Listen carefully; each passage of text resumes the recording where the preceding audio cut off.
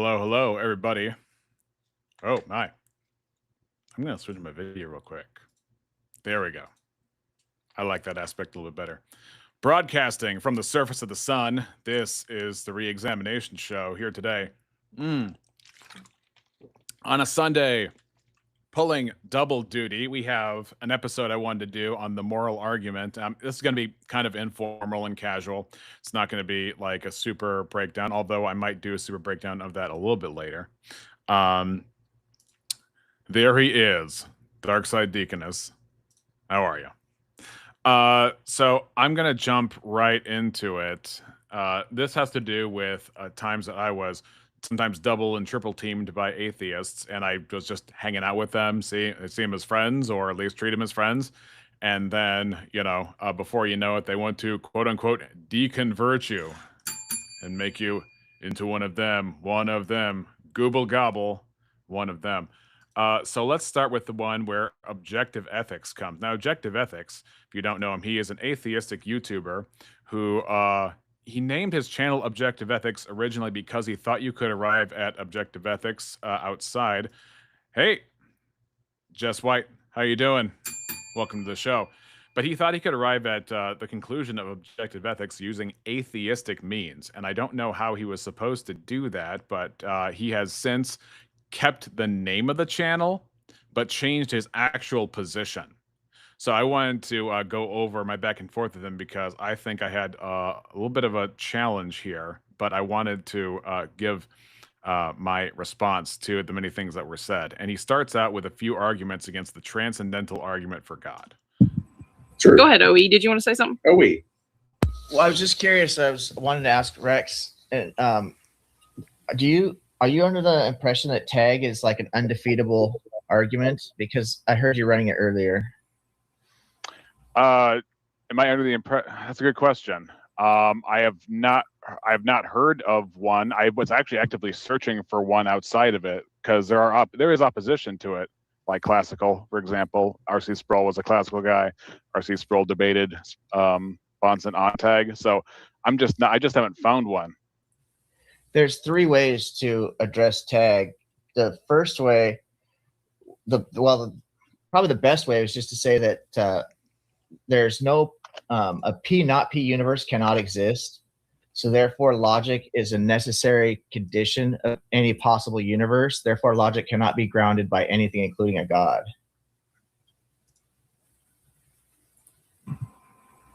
Okay, that just seems like a reflection of the universe that exists. We're extrapolating to other universes that we imagine. Okay, so first of all, I'd like to say that let's go back to what he said, because I think he was saying is any possible universe requires the laws of logic, and therefore, if you can imagine a universe without a God, that universe can still maintain itself or be maintained by, with the laws of logic intact, but without a God. The problem with that is the first law of logic is the law of identity. And just because you have a law of identity doesn't mean that anything has been identified. And if there's no mind to actually identify things, then if things aren't identified, where is the law of identity? If identities don't individually and distinctly exist, where is it? And the thing itself is not the same thing as its identity, right? So this is a microphone. This is not every microphone, but this is a microphone. Or even better, forget, because microphones are convention. I'm a human. If you're watching, you're probably human too. And if you're not, you probably can't understand what I'm saying. But no offense to you non-English speakers out there. However, if you are a human, you have an actual identity as a human. And just because you have the identity as a human does not mean you are the only human. There is a category of identity that covers what a human is. And that identity, the idea of a thing, is not the same thing as the thing itself. Identities are not made of matter. Oop. It has an identity regardless of what you call it. Right. So that would be the objective identity that has to do with the thing. A tree has an objective identity. Humans have objective identity. Yet, I'm going to tell you what, if I have a trouble highlighting a comment, it's because unfortunately Riverside's got a wacky glitch in its chat where it just kind of jiggles up and down if you go scroll all the way down to the bottom of the chat. So forgive me if I don't get to chats immediately. I might have to do a workaround for that. So the problem is you cannot have identities in a mindless universe or a universe without a mind. Because let's say even if there was a godless universe where humans somehow came to be in this universe, they couldn't assign identities to themselves, let alone the things around them, because there would be no basis by which for them to believe that their identities they assign is true. And of course, the second and third laws of logic follow from the law of identity. The law of non-contradiction doesn't make any sense if there is no identity, because if a thing can't be a thing and not a thing, cannot be itself and not itself in the same way at the same time, then that would have to presuppose that a thing is something, which is what an identity refers to. Let me know if I'm lagging because it says I'm trying to reconnect. Oh, hola Chupingro, and happy Father's Day to all the fathers out there. So that's one thing that comes to mind with that. So I think I knew this answer before. I just didn't use it. I wasn't expecting it. I wasn't expecting objective ethics anyway. I was planning on reaching out to him at some point to discuss the moral argument, but looks like we got around to it. Any possible universe, therefore logic cannot be grounded by anything, including a god. To say logic cannot be grounded by anything is, I mean, again, I think that is eschewed by what I just said, which is if the laws of logic, first of all, need identities to be real, and identities, since they're not made of matter and they correspond to minds, it would have to have been based on God, as far as I can tell. Okay, that just seems like a reflection of the universe that exists. We're extrapolating to other universes that we imagine. But I you're would say trying that's tag is another an answer. That's tag- another answer from God that you reject. tag That's is an, another answer from God. Okay. tag Alright, is an put them attempt to epistemically justify logic and reason.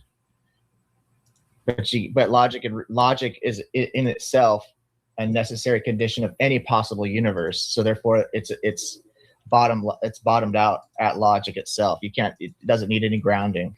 Would it matter if logic could be different? Sorry, I cut you off. It can't be grounded because you can't have a universe where the sun both exists and does not exist at the same time, right? So it's just simply not possible. Okay, but that's just a description of how things are, but that doesn't mean that a god is not required. In fact, to have a sun, you would have to have an identity of a sun, because they would be contrasting a sun with anything else that would possibly exist. Dark Side Deaconess says that's crazy. So therefore, any possible universe, logic must be a necessary condition. Therefore, logic cannot be grounded. Well, of course, if you're going to call a thing possible, it sounds reasonable to say that logic must be there, because possible and reasonable, even though they are not exactly the same thing, they are tied at the hip in some way. By God, But of course, but does possible for when you say possible, doesn't that just mean how are we regarding the world, the rules to what's possible?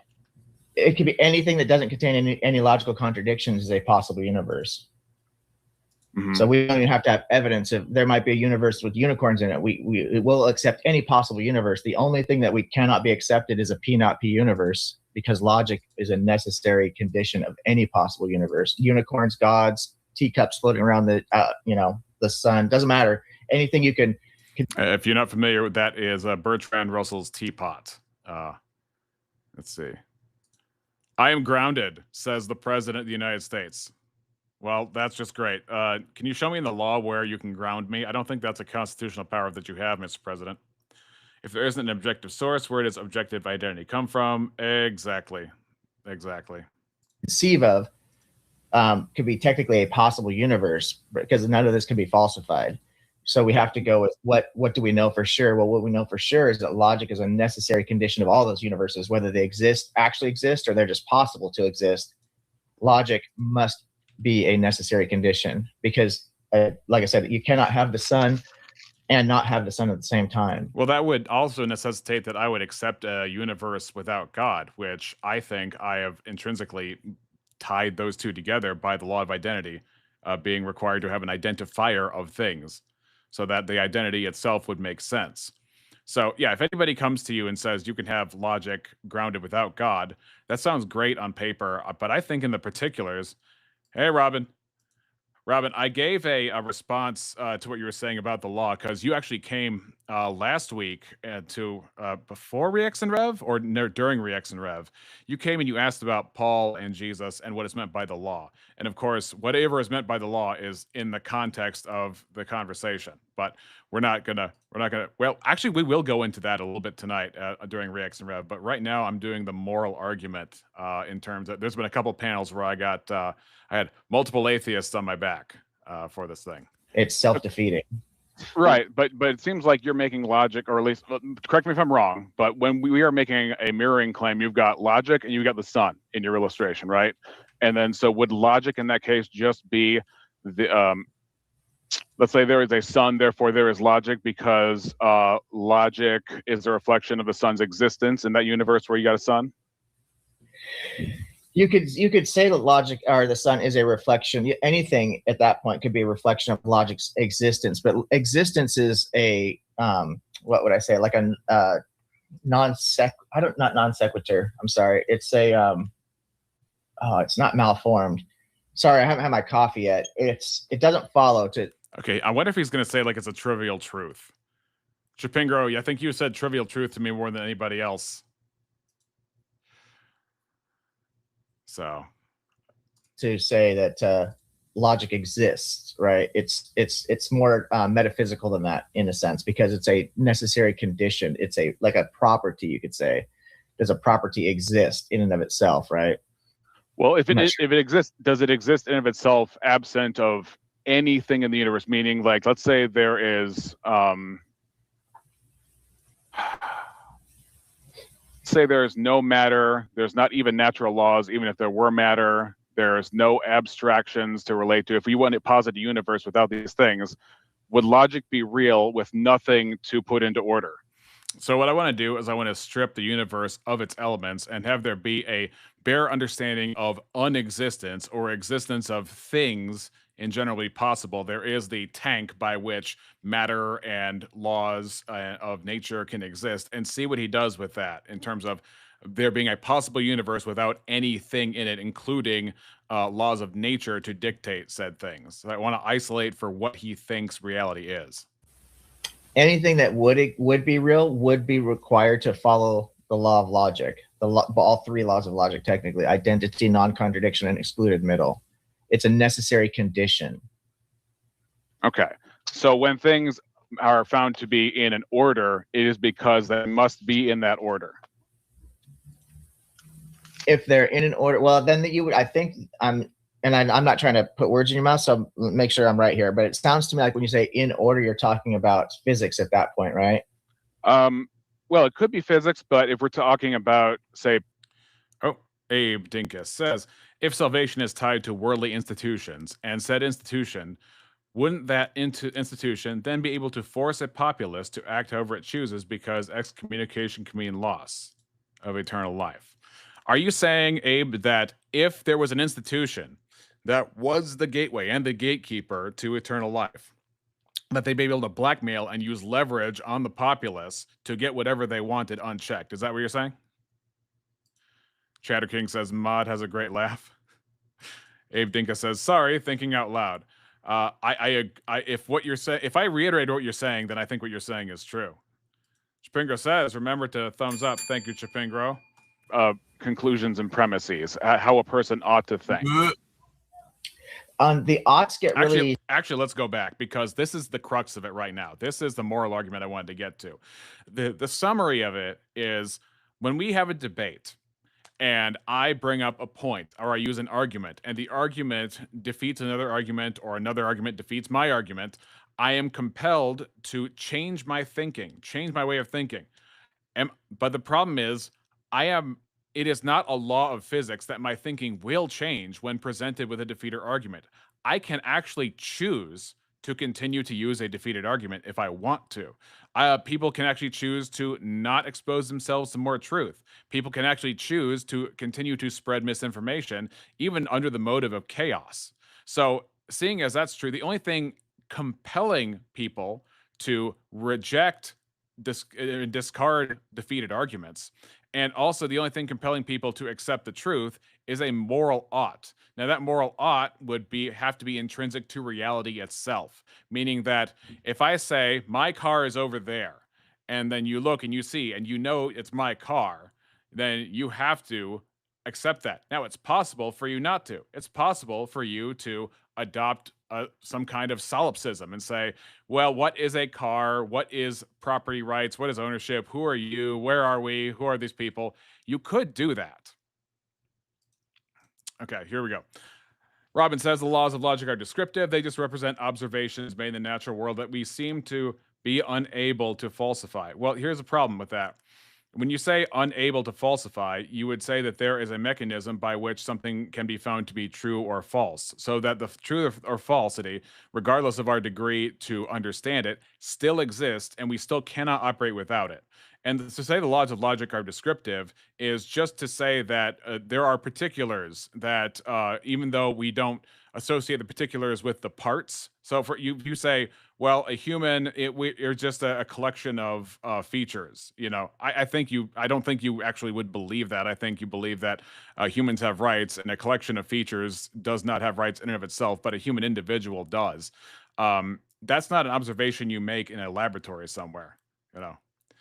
And then Abe Dinkus brings up what I think is the logical question: are they discovered or created? Because obviously, if I observe a human, have I observed their value as a human? Have I observed their rights? Or have I merely observed a body in a certain shape that is roughly similar to mine? B.S. Lewis says humanness. LOL. I think humanness is good, B.S. Lewis. Vacuous Truth says Shapingro. There you go. I'm a couple minutes behind, catching up now. And he says, hello, dinkusness. Oh, BS. Yeah. Working on a big old thesis I am. Oh, myself too. Rights are granted by governments or systems. Okay. So if you wanted a law to be in your government system, is it because you believe the law should exist?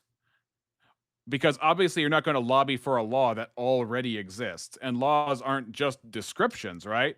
Laws have to do with grounding in a moral system. So if, let's say, there are racist laws out there, I believe we should end racist laws. I think you probably do as well. And so when you say that, you would say, that's not right. We should change that. Well, you can't change the descriptive world. That's just not possible. What you can do is realize human value. It is real. It is there, even though it's not testable and repeatable like something you can do in a lab. And thusly, you react to it and you engage other moral agents based on their conscience on how things ought to work. That's the ought. Well, it could be physics, but if we're talking about, say, conclusions and premises, how a person ought to think. The oughts get really sticky because now I believe in objective morality from a secular position. But Trippinger says logic is a priori, but we discover more about the mechanics over time. But we are compelled, as we discover, to adopt what we know to be true, right? We shouldn't bury the truth. Some people bury the truth. Some people bury the truth in more than one way. So oughts are normative claims. What ought I do or ought not do? So yeah. That's so to get oughts, you could only get them one of two. Well, you could only get them one way, really. It's through the hypothetical imperative. So for example, if a surgeon wants to perform a successful. Robin says, well, my wants are based on my sentiments, so my shoulds come from my moral system. But that's not the question, because if let's put it this way. Let's say you and I have contrary oughts based on our contrary sentiments. Does that mean that there is no tiebreaker to whose sentiments are superior or inferior? Or are your beliefs and my beliefs and your sentiments and my sentiments on equal ground by virtue of equally meaning nothing? Successful surgery, he ought to sterilize his equipment. Right. So it's a goal-oriented ought. Abe Dinkus asks, are oughts inherently moral? Yes, because let's say, for example, let's say I know something to be false and I continue to propagate it anyway. Or I know something to be true and I continue to try and shut it out of my mind. That is morally wrong, basically. If our objective identity comes from an objective source, doesn't it follow that that there is objective morality, or am I missing something? Well, you have to tie that to our purpose. And Dark Side, you probably know that I am not Orthodox. I am Protestant, and so I tend to use the Bible, whereas the Orthodox are skittish of using the Bible because they leave that to their priest. So I would use references more often than not. Objective ethics is my brother, but he has not convinced me of any objective morality. Well, I think objective ethics made clear in this exchange that he doesn't believe in objective ethics anymore. Exactly. Based on an Exactly. if. Yeah, exactly. The if is the bridge to get over Hume's guillotine. Mm-hmm. So Okay. if so, you could come up with objective facts, which you can come up with true facts to accomplish a selected goal, right? So if the goal is to win a race, All right. My ought will be to convince you why my position is better. Great. So outside of us, there is a standard by which to evaluate positions and which are better. What do you mean by better? and you and I agree that the way to win the race is to get to the And if you mean better, what value system ought I adopt so that I reject my current value system and adopt yours? What is the compelling value set that you have that should displace mine? Morals are objective. Thank you. We're offended. You're offended. Welcome to the show. Is it your first time here? Please drop a like and subscribe if you've not already. finish line the fastest, then it's objectively true. Whoever runs faster will meet that goal, right? Yeah. And So, so but- because it's objectively true, or because it's a true fact, it's objective. So there's two ways to look at the objective: stance independence or based on fact. Yeah. Okay. So, is there any objective value that prescribes what our values ought to be? Not a description of what our individual goals are as people, but what they ought to be. Yeah. So when it comes to goals, all goals must be subjective. All value judgments must be subjective. But so when we talk about morality, which is kind of what we're skirting over to here, there's two things to consider in that conversation. One would be the grounding itself. BS, you and I think alike. Hypothetical Imperative was my Star Trek punk ska cover band. Yes. Although that is very hard to chant in a crowd. Hypothetical Imperative. I mean, What grounds morality. And the other thing then is you get into what ought we do, right? And the oughts can only come through the selection of a goal. The grounding comes from nature. So all right, Robin Webster, engaging. Here we go. My standards based on increasing the mental, physical, and social health of myself and those around me. What is health, Robin? What is health? Is that a way things ought to be according to some design feature of humanity? Or is health just something that is arbitrary, that science gives an arbitrary value to? natural law of cause and effect. And because we evolved as a social species, what's good for the individual must work with the group. That's just how social species work together. Like not one single person on this panel was raised by a pack of wolves or by themselves, right? We all had a mother, at least at one point.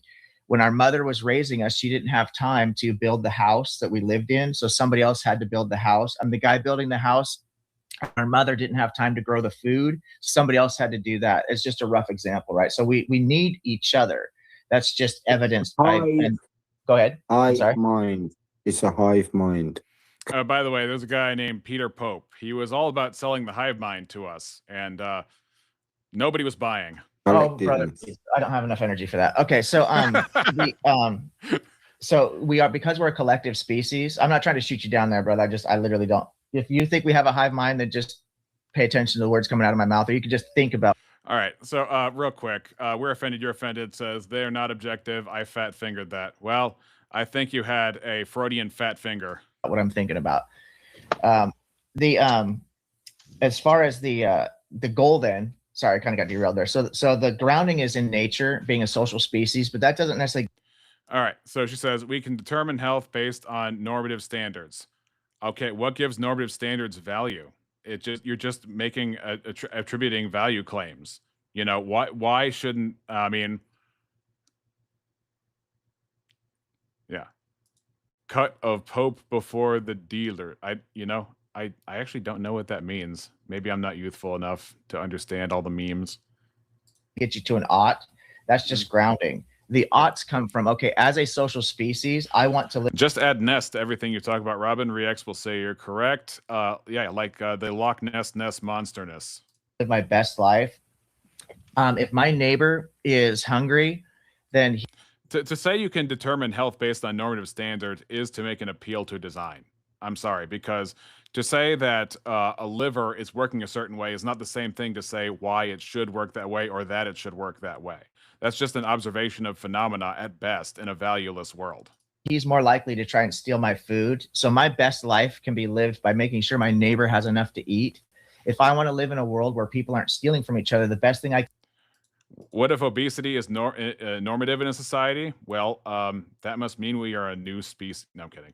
That must mean that you live in America. can do is one, not steal, because I would automatically defeat my goal if I stole something. And then First of all, steal requires the existence of property rights. Property rights would have to exist as a real category in order for stealing to be a real thing, because between two people, one person could believe that property rights don't exist and that property is a made up category. They could be like a communistic chaos agent, right? And so the other person might be a full Chicago school capitalist, and then they get stolen from, and they say, "Hey, that's my right," and then the other person will say, "No, it's not." And then there's no external standard for the tiebreaker between the two to say if stealing is even real. two, prohibit people or encourage people to not steal. That's the only way I can get to a world where I don't have my stuff taken from me. So you can get your oughts through these goals, and these goals always ultimately serve my best, my true nature, which is my best life. Birds aren't even real. Thanks for dropping by. Phantom X11. According to Missing Mod, you and I are clones. What if I'm talking about incorrectness? Actually, that is the topic of today. This is my approach to the moral argument, is that why is it true that when presented with sufficient evidence, a human ought to change their mind about their position that has less sufficient evidence or has been debunked? What is it about truth and reality that is prescriptive to how we ought to think? Can So I that is- say thank you? Can I say thank you?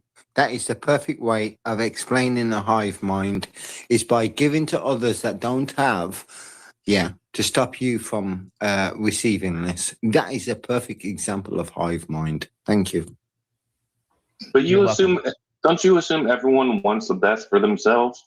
Everybody That's- wants to live a good life. That's No, they just don't. impossible. No, they Even- don't. Even a No, they person don't. who even a person who says I don't want to live a good life, that's self-defeating, because by We all have an idea of how a healthy liver functions. Well, that's just number one, an appeal to norms or appeal to the public and the teaching and understanding. And number two, it's an appeal to a yet unestablished value set, because healthy refers to a design, as opposed to unhealthy would say that something is working improperly. How does physics work improperly? If we're all just the result of physics, ultimately, how does physics work improperly? It cannot be. We Are Offended says, truth is not prescribed, it's described. Except you prescribed with your argument for me to change my mind. So you are prescribing using truth. trying to not live a good life or not wanting to live a good life, you're really giving yourself what you quote unquote want. Then at that point, it's self-defeating. There is not prescription to believe true things, which would be trying to correct me in order to get me to change my mind using truth. It just leads to poor decisions. Poor is a value claim. The majority of cases. The hypothetical imperative, if you don't want to make poor choices, believe true things. Okay, poor is a value claim. Poor by what standard? Believe true things, again. Like this goes back to the goal-oriented ethic, which I don't think really holds up under scrutiny, because if you have two contrary goals, are they equally valid? Is there a tiebreaker between those two to say which is a goal that ought to be pursued or not be pursued? Consider this. Consider there is a guy who wants to put creationism in schools, and there is an opposite lobbying firm that wants to put as evolution in every grade of school, right? And then they both have competing interests. So what is the tiebreaker? I think that the compelling answer for atheists would be truth. Truth ought to win. We ought to believe what is true, and we ought to oppose what is false, which is a moral claim that is possible to disobey. It's not like physics where it's impossible to disobey, but it has to do with a belief system that is unprovable by scientific, testable, repeatable standards. Why would a designed liver ever be unhealthy?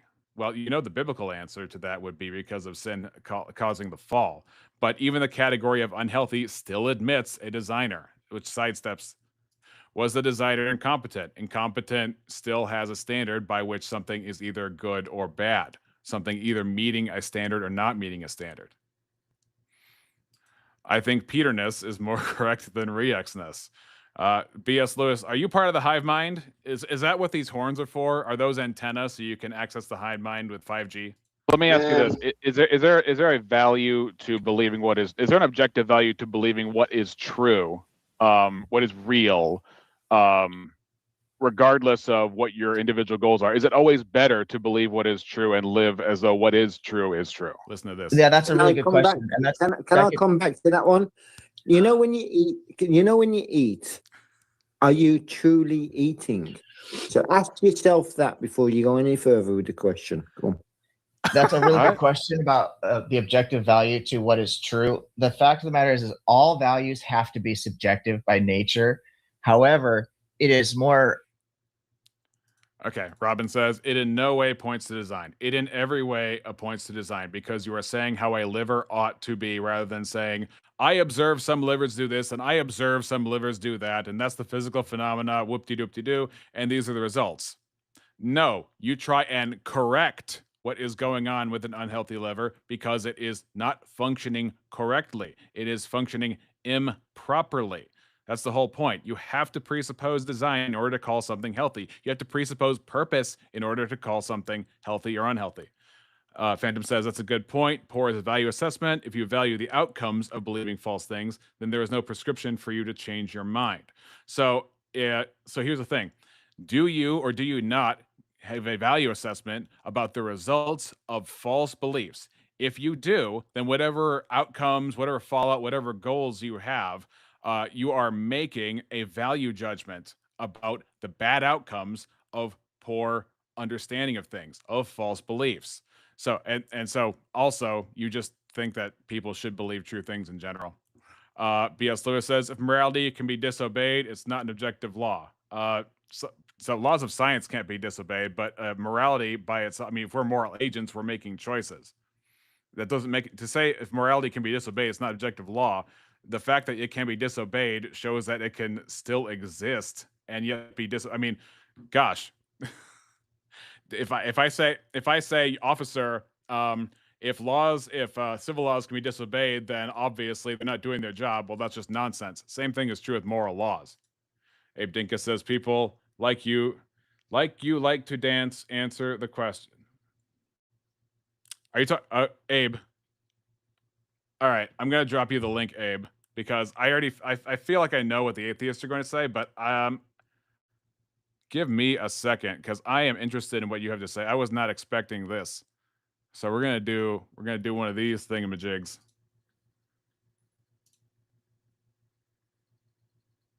I'm assuming you're talking to me, Abe, even though I'm not much of a dancer.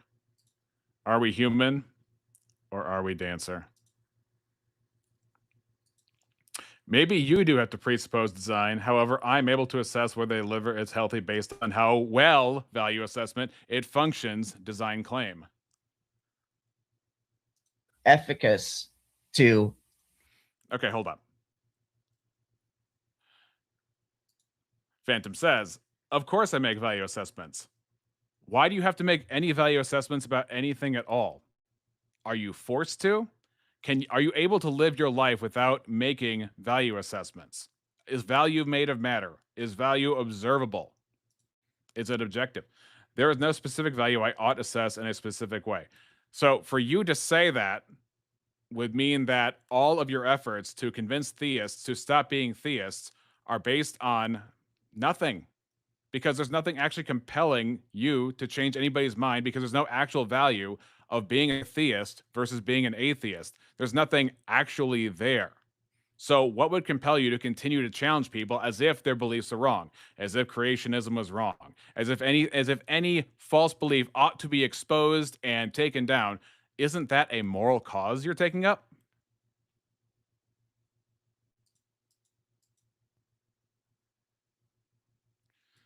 Abe Dinka says, I won't join today. Father's Day with family. LOL, I'm just being a butt. Well, you are free to be a butt in the chat to a degree. Otherwise, Shapingo will bring down the hammer. Presupposing is question begging.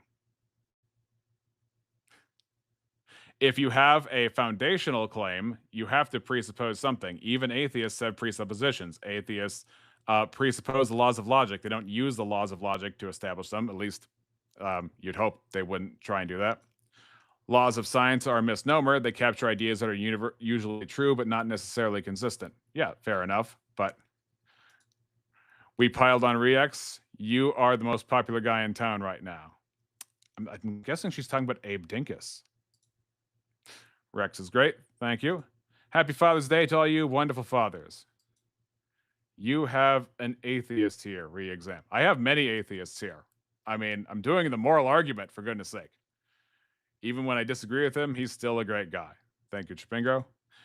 I do not seek to convince you to become an atheist. Maybe not me personally, but wouldn't you want the populace in general to become atheists?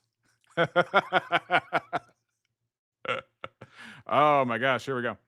I don't think it's possible, says Phantom, for conscious beings to not value certain experiences over others. Okay, it's not possible. And you would attribute that to their nature, but not to the reality of actual value, right? You would say that we are just compelled, even though we can be aware of our natural compulsion to make value sets and value things, we're just aware of them and we're conscious of that, and we just can't escape it, right? So that's why, even though we say theoretically there are no moral oughts, there are no values, you just can't live as if that's true. It's just impossible to live as if the claims that you make in terms of morality and their objectiveness is true.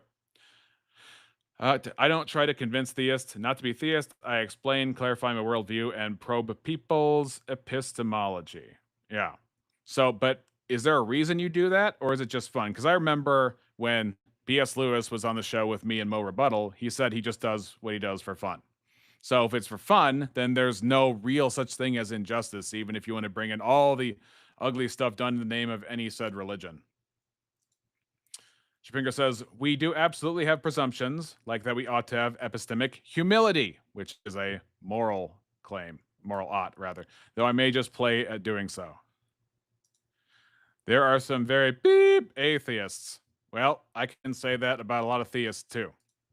Phantom says, personally, I don't really care what the others' religious beliefs are, other than I want to understand them. Okay.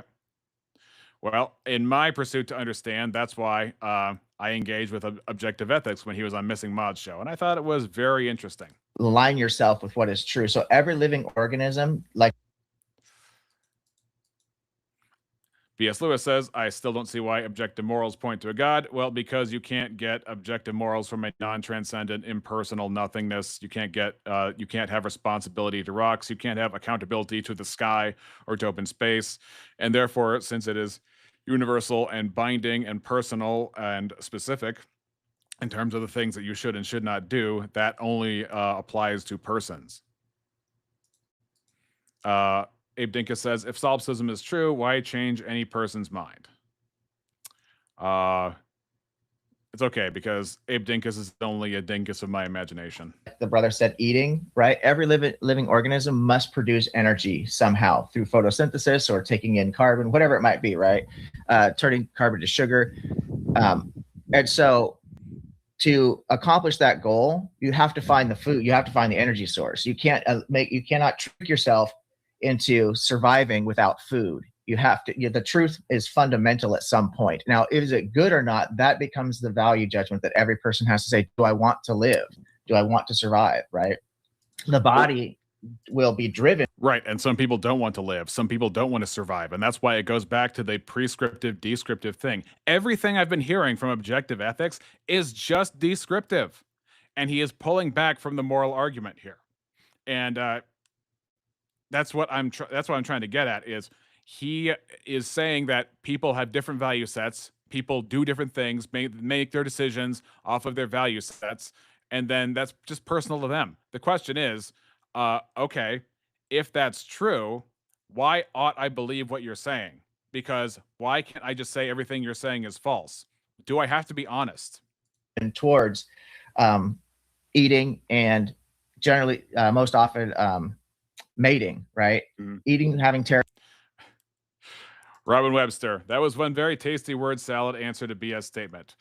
Word salad usually means, wow, that was a good answer in my experience, because if you think you can be accountable to rocks, if you think you can be more accountable to the sky or to open space, and that wasn't like clear that that's impossible, I mean, I just keep hearing that when we talk about morality, like, oh, how do you know morals are objective would lead to a god? Well, because if they are universal and timeless and binding and they're not made of matter and they relate to persons, then that is the obvious nature of what morality would have to be. Phantom says, one of my presuppositions, Abe, is that people I interact with are other conscious agents. Atheists run the school system. They have the convenience of just being able to assert whatever they want, and people have to work their way out. Says, birds aren't even real. Territory, food, shelter, those kind of things. These are natural processes that drive every living organism. Hey, Bex.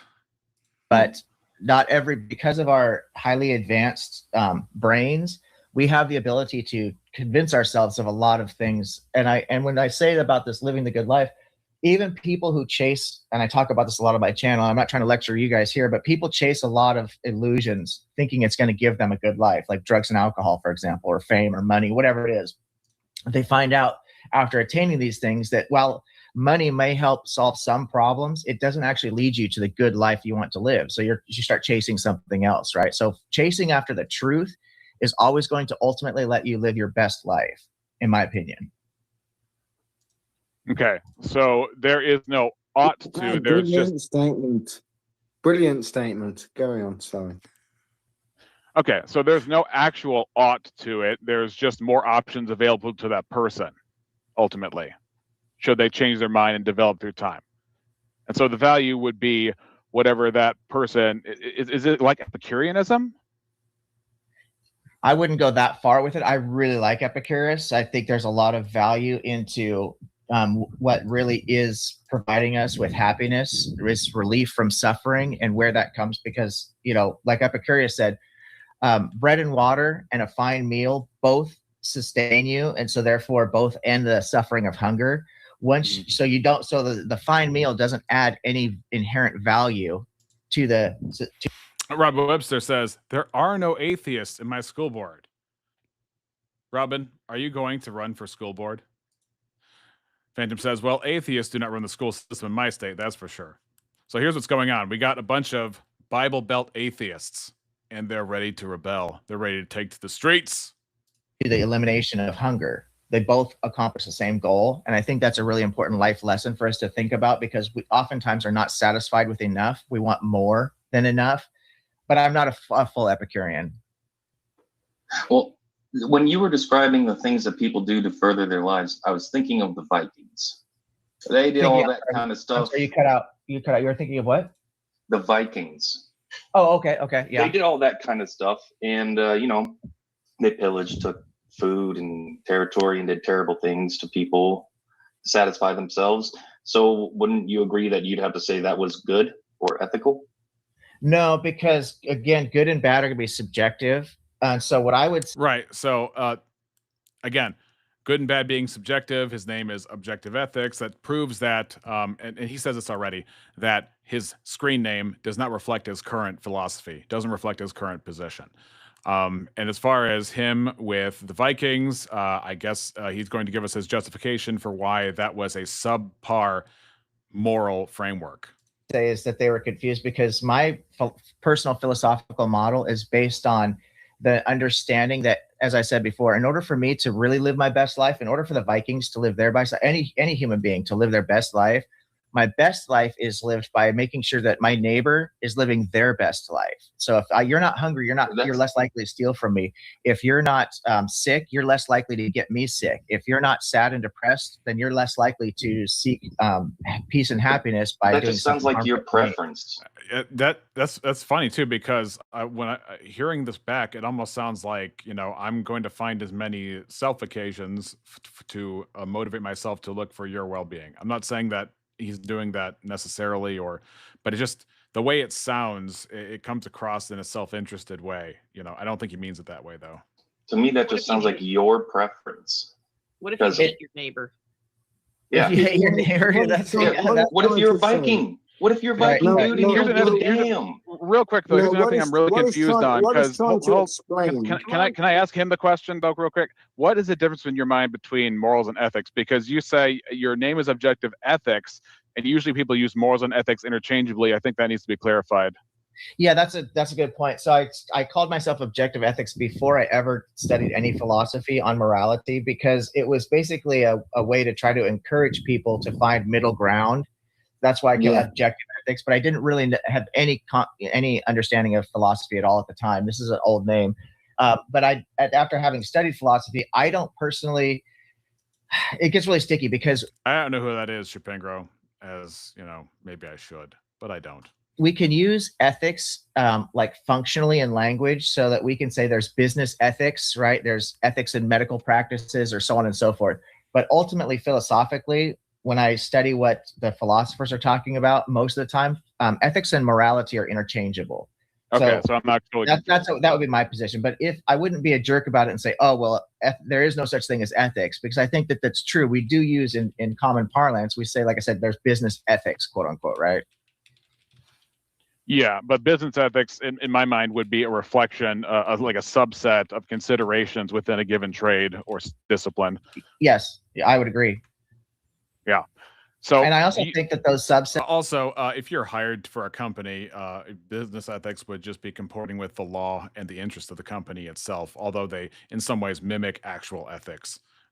Business ethics is a shorthand for it. And it helps to paint the picture of what's being said here, but it also overlaps greatly with actual ethics, especially medical ethics. That's ultimately, if you go down if you follow the chain all the way down, you end up at morality, a moral ought anyway, in my opinion. I agree. So that's why I was going to ask you: should everybody agree with you and your ethical system? Pay attention, because this is where I'm going to personalize it. Not okay. I'm going to at least focus it, not necessarily on him as a person, but his proposed idea. And that's where the rubber meets the road. I can't say should, because again, that's subjective. I would say that it's the key to living their best life, and I know that everybody wants to live a good life, and so I would recommend they do it, but I can't tell you ought to do it. You have to select your own goal. But I will say that if you select the goal of cooperation, you and I can come to objective truths. We could find true facts about what will sustain our mutual goal, which is not stealing from each other, not murdering, not assaulting people, so on and so forth. I would say Yeah. this as Oh, Robin Webster says, I don't accept the idea of objective morality. I do think we can derive oughts from an is within a specific system, such as your examples of medical business. Yes, because that would be a goal-based ethic, but that doesn't have any. Number one, in order to say so, to say what you do not accept the idea of objective morality, that means you are using a criteria by which you accept and don't accept things as true. The question is, do people have to do that? Is it better to do that? Is it objectively more valuable to accept that which is true and that which is real? Should people adopt your methodology of thinking? And if your methodology of thinking and the opposite, the contrary of your methodology of thinking are no better or worse than each other on any real value level, then why do debates? Why have atheist conferences? Why make criticisms of anything? Why evaluate anything and reject quote unquote bad ideas or false ideas if truth and falsehood are of the same value? The rubberness meets the roadness. Oh man, BS. I guess I got under your skin with that one. Seth Spence says, kinda, Marx got a lot of influence by the French Revolution, but ultimately he was Prussian. Hey Seth, how you doing? Let me go up to, where did that go? Yeah. So objective ethics mentioned medical ethics and business ethics, which are just like,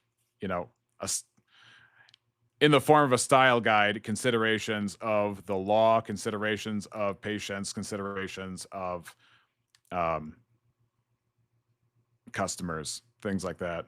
So yeah, there's overlap between business ethics and medical ethics and actual ethics.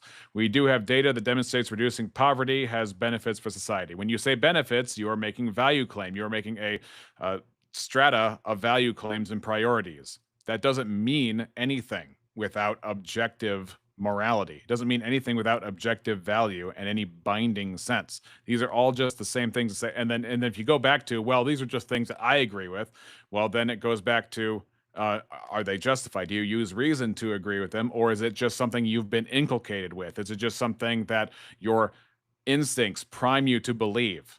Or is there something where we actually do have value and we actually ought to do things? A response. I would say this as a response. We are all here to share. Also, on top of that, goes back to the ought of data, the ought of argument, the ought of reason. If you have a certain data set, you ought to follow the valued things included in that data set to promote that which actually has value. Well, so that is your assessment of using reason to judge my thoughts and say that they are inferior to your thoughts. Shapingro, you know, I have to admit, I kind of forget. I probably have to use AI to see the exceptions for the law of excluded middle. Leah Bobia, in the house. How was the potato?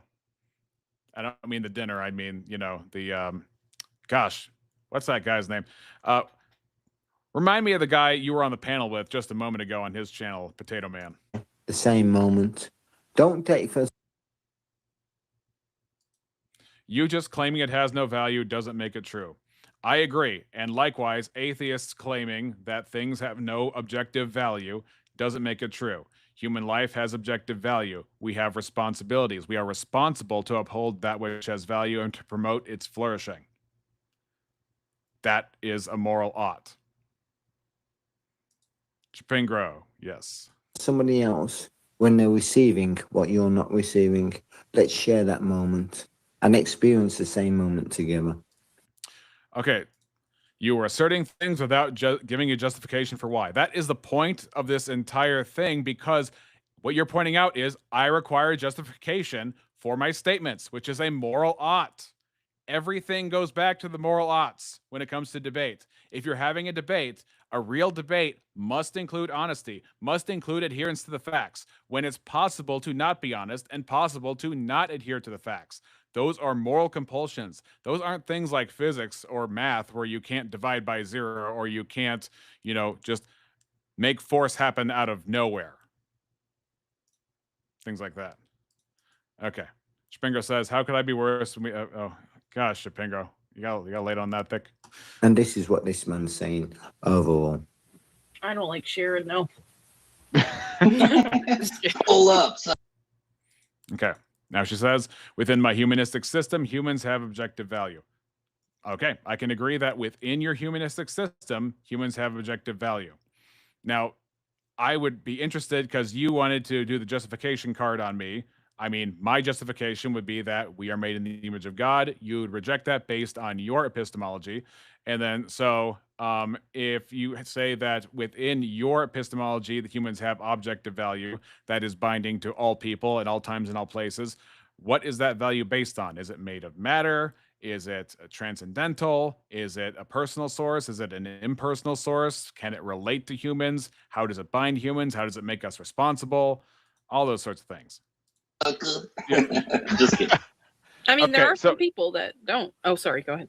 No, I'm just here's the thing. So I'm hearing what you're saying and it's clashing a bit with your username. So that's why I'm kind of trying to evaluate where it is. But it sounds like you still believe in subjective ethics at the end of the day. It's not objective ethics. Yeah. That sounds No, like your it's- preferences.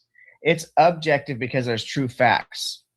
It's not subjective. You're right, but that's not what makes things an ethic, because I cannot, if you swap out the definition of morals and ethics for just what is, in terms of like, lead is 82 on the periodic table of evidence. Well, elements rather. Well, that's not a moral claim. That's not a moral ought, right? Those are just descriptions of a thing. And same thing would be true if somebody values something. Well, without actual moral, prescriptive, transcendent significance, that's just a description too. Is that fair? Robin Williams. Sorry, you're not Robin Williams. You're still with us. Could you imagine me having Robin Williams on the show? Would you say humans have objective value without you, God? She must mean your God. No, no, because otherwise, what does humanity tie to in its identity? What is there to? There has to be a conscious evaluator to give value to things objectively. What does image mean in the Bible? Depends on the context. Seth says, because then the objective becomes subjective based around social value. I think he agrees with me. I don't know what that means.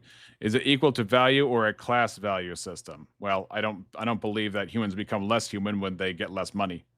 So Ron Webster says, so why can't we just both use our system we arrive at through our sentiments to assign values? Well, multiple reasons when it comes to how we evaluate humans, like in the womb, for example. But I'm assuming if you're atheistic, you're more likely to be pro-choice than not, because there are consequences to believing, what a human is and when that value is imputed to a person. I believe it's imputed upon their existence, their conception. In that case, that would be one consequential point. So, and also, if we're going to use arguments to say that God doesn't exist, you're going to have some kind of limiting principle against, say, for example, racism, which wouldn't exist in an atheist purview because there's no limiting principle within atheism, or to say that we can't value different people differently. Which is why when it comes to stupid racists online that call themselves Christians, I make these videos like the one I made with Rev Russ a few months ago against, what was his name, Michael Spangler.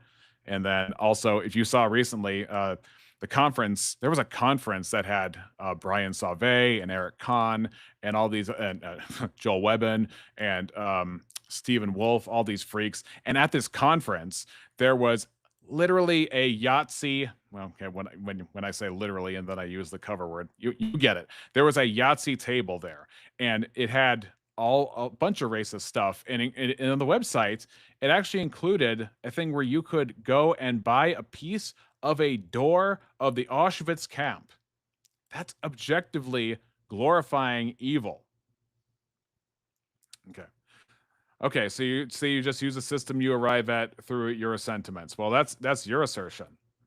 Here's the thing: even if I was wrong, I can at least point to something transcendental that would actually necessarily relate to humanity.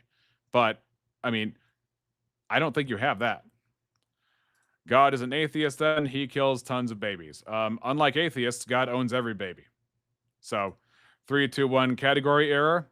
You called it. Rex on race. Oh, looks like he's got the I guess I have to look at what link you have there. Zillzone, welcome.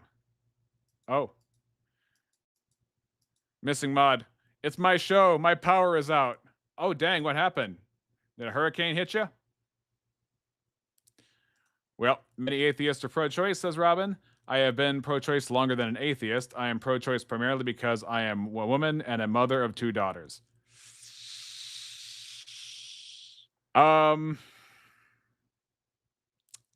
Yeah, I don't want to say anything that's going to sound like personal, but I'm just going to say I vehemently disagree with the pro-choice position. I believe that a human is a human, regardless of the circumstance. And even if you believe that and you take the Matt Dillahunty approach, I still say that the priority should be towards both humans, and that you need to protect the vulnerable in that case. Point to something transcendental, reacts. Okay. Do you believe that, let me ask you this, BS. Do you believe that the standard by which you hold claims to be evidence or not is transcendental, or do you believe that it only exists in your mind and wouldn't exist if you didn't exist? No, I think we've skipped a few steps there. So I agree with you about the periodic table. That's a true fact. But again, the subjective part is actually sandwiched between 2 objective standards. One is the objective grounding of what it even means to be a cooperative species. Even if you don't like the vernacular, if you're a creationist and don't like the vernacular species, I think we can both find common ground and say that we need cooperation. I'm cool with species. Glacier Maniac, welcome back to the show. No, literally point. No, Okay, this is not a serious question.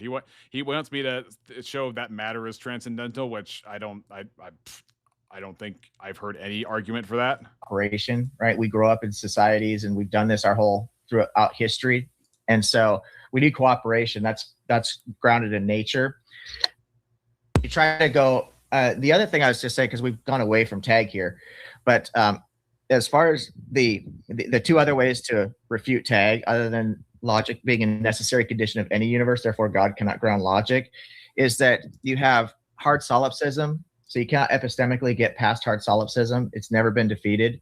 So you would have no way of knowing if God told you what reason was, or if God existed, or anything else, because you can't get outside of your own head at the end of the day. The third way to do it is to simply say that nature's a brute fact, because you're going to ultimately say that God is a brute fact and needs no further explanation. So the more parsimonious answer is just to say that nature's the brute fact. Okay, so Steelborn actually went over brute facts with me in Discord DMs. I'm gonna go back to that because Steelborn researches all this stuff all the time. So I'm gonna verbatim get his quote because I think it was very useful about brute facts.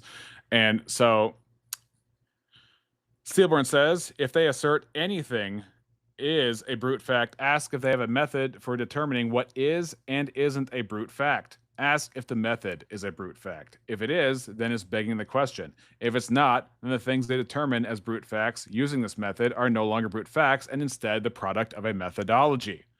So, and then Eli also goes into this. He says he's really polished his argument. He's glad you. First of all, he rejected the idea that God is a brute fact, quote unquote. There are no brute facts, holding that any knowledge claim is wholly reliant on a system and a worldview to string together, and all the pearls to make said knowledge claim coherent. And God is more than just a brute fact, but the ultimate and final epistemic and metaphysical foundation for the entire worldview itself. Yeah. So I guess it would depend on if you think a brute fact would be something that would not fit or does not fit with everything else. It just kind of is. And I would say that you would first need a basis for anything, but you can't have a basis for nature because within nature is humanity, and humanity has objective value, and humanity's objective value is expressed in its moral agency, and its moral agency is discovered in its conscience. Its conscience is shown in how we tell people that they ought to back up their claims. We do this all the time. Debates are predicated upon moral reality. So that would be the 3 ways I would do that. And then to get back to the moral thing that we're talking about. I think Robin just took the pro-slavery stance. I don't think so. I think Robin is not pro-slavery. I don't see where you got that. I wonder if Robin's going to, maybe I'm a little bit down in the chat. Missing Mod says, it was a bolt of lightning that literally made me scream. I could hear that. Ah! I could hear you doing that right now. Slave owners also force women to be pregnant. Yeah, that's evil. I can say that's objectively evil. Robin says, you seem very confused. Oh my gosh. I wasn't aware brute fact was a clear idea. How does the brute differentiate it? I don't know. Brute fact just sounds like something unquestionable, can't be questioned, don't question it. But I think no matter what, your system of thought has to have a basis, and the basis has to be self-sustaining. Otherwise, it's not a basis, it's a contingency. Doesn't ultimate just mean God in pre-sup language? In most cases, yes. I'm trying to think of another example where God pertaining to God. Slave owners controlled women reproduction, just like the current pro-life movement. That is, I don't think, if you put a child in a vulnerable position, you can't play the victim. The only way you could play the victim is in one way. Like if you were forced to be pregnant, which would be evil and a crime and would be objectively deserving of death, I would say, then if that was the case, you don't have the option of opting out as the person who consensually did the deed would do. But you do have the chance to be a hero in that case. Something happened to you that you did not deserve. And that person who did that to you needs to be destroyed. However, consider this scenario. Let's say you were presented to a dictator in a third world country. This dictator has arrested you and said, here is a child. You can take this pew pew and then you can off the child, or you can decide not to. And, you know, and then you would be the person who decided not to. You know, yeah, there'd be consequences. There is no way out of it that you're going to come out of this unscathed. But in that particular case, you can either be the hero or be part of the problem. And I would say in the case where you have been unwillingly impregnated, you ought to be the hero. You have a moral obligation to be the hero in that case. Let's see. Oh my gosh. Glacier is thrown down the gauntlet. Robin Webster says, yeah, Rex may be the dumbest thing I have read all day. Oh, are you talking about the slavery thing? It seemed to come out of nowhere. Shapingro says forced insemination is not the same thing as from preventing death. Oh, you know, I really hate Riverside right now because it just keeps jumping the chat on me.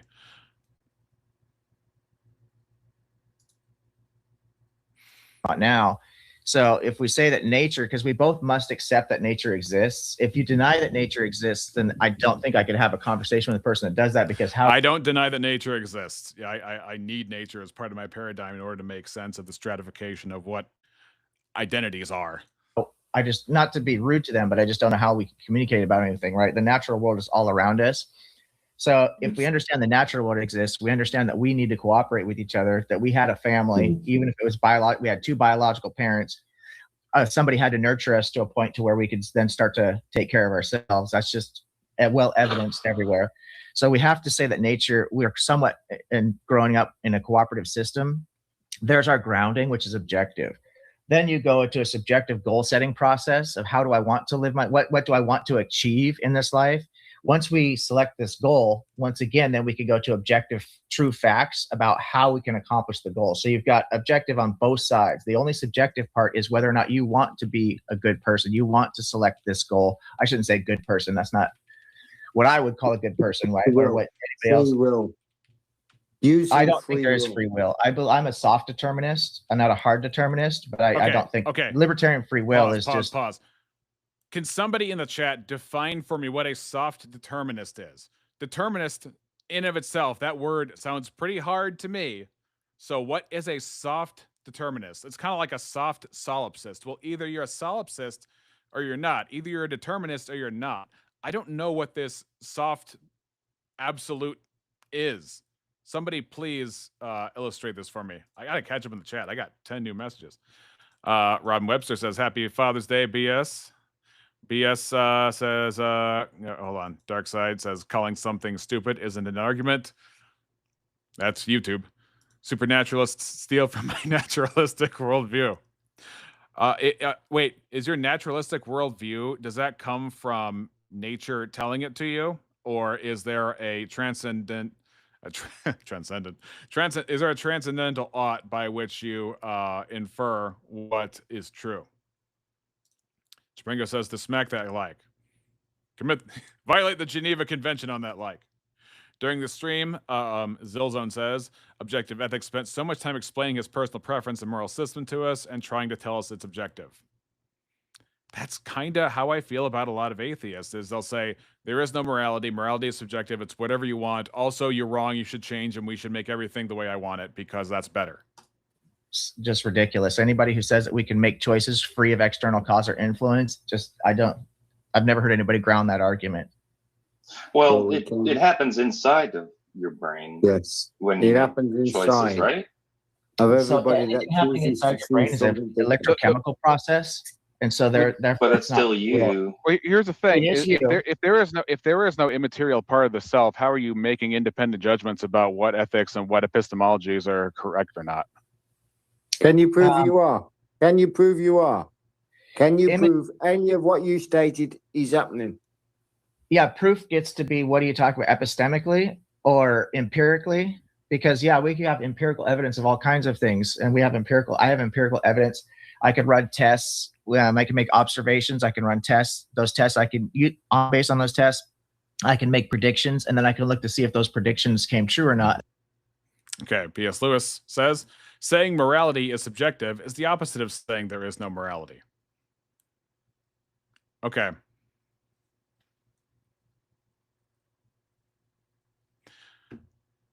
If I make an assertion that you ought to do something, and then somebody else says, actually, you ought not to do that very same thing, and then in reality, between the two of us, neither of our opinions on this are justified, in what way is it real other than a descriptive phenomenon of two people saying two opposite things that are not grounded outside their own minds? BS, you should start a podcast with Peter Pope. I think I would actually watch every single episode. And therefore, I can come up with a theory, a solid theory that, yeah, I exist. Okay. Okay. But Okay. I feel as if Rex is straw manning our position. Okay. Is it wrong to straw man somebody's position? I feel like this is extremely obvious what I'm getting at. Like, do I have, is there a part of reality, is a reality prescriptive that I have to engage with what the other person is saying? Is there a prescriptive law to be honest? I'm not actually trying to be dishonest here. I actually believe that reality is prescriptive to our thoughts. And when presented with evidence, you are obligated to, if that evidence precludes your previous worldview, that you should abandon an insufficient worldview and come to one that has explanatory power and that is better. That would be a moral ought. It wouldn't be a law of physics, as Shapingro likes to point out. Law is used loosely in that term, but I wouldn't be bound by some kind of physical inevitability. I can make a choice whether or not to cover my ears and go la la la and shut out things I don't want to hear. What is the compelling part about truth? What is the compelling part about arguments? Unless there's an objective value to believing that which is true, accepting arguments, being honest, so on and so forth. are they facts? So I agree that we are living as individuals that are not omniscient, and therefore we are interacting with this world subjectively. That doesn't mean that ethics are subjective, though. That's not the same thing. In fact, in order to, I mean, gosh, it depends. I don't want to misrepresent what you're asking me here. No. I You want to make just sure I'm said- following. hold Because on, when we talk hold about on, evidence hold and on. facts and stuff, Hold, what do hold we on, really? hold on. You says theory, so I want to change your way of theory into facts. Do they end up being facts? Because if it ends up just being a theory, it's like I thought something before. weird stance for a debater. It's a weird stance to think that people ought to follow arguments and change their mind. Finger said, oh my gosh. And it's a theory of thought. I need facts. Can you present any of them? So a theory is composed of numerous facts, right? So when I said the observations, we're observing data, and that data has to be based on factual or not factual. If it's not factual, it doesn't follow the observation, doesn't follow the hypothesis to the conclusion. If it follows the hypothesis to the conclusion, it can be considered a fact. But we have to understand that with new information, our facts are only based on our current level of understanding at any given time. So with new information, we have to be humble and willing to reassess what we thought were facts before and Have to be humble. revise our theories if it needs revision. But it's all got to be That's why I think this breaks down, because you said where we are escaping tag. Actually, I was working within the framework of tag, because within the framework of tag, it's not just about the laws of logic. It's about encompassing everything, including moral oughts. And so when you say we ought to be humble, that's exactly the argument I was using earlier, saying that reality is prescriptive to our thoughts and we ought to change when we get better evidence. It's not merely that, well, you can choose to, or preferences. Reality itself is prescriptive to our human minds.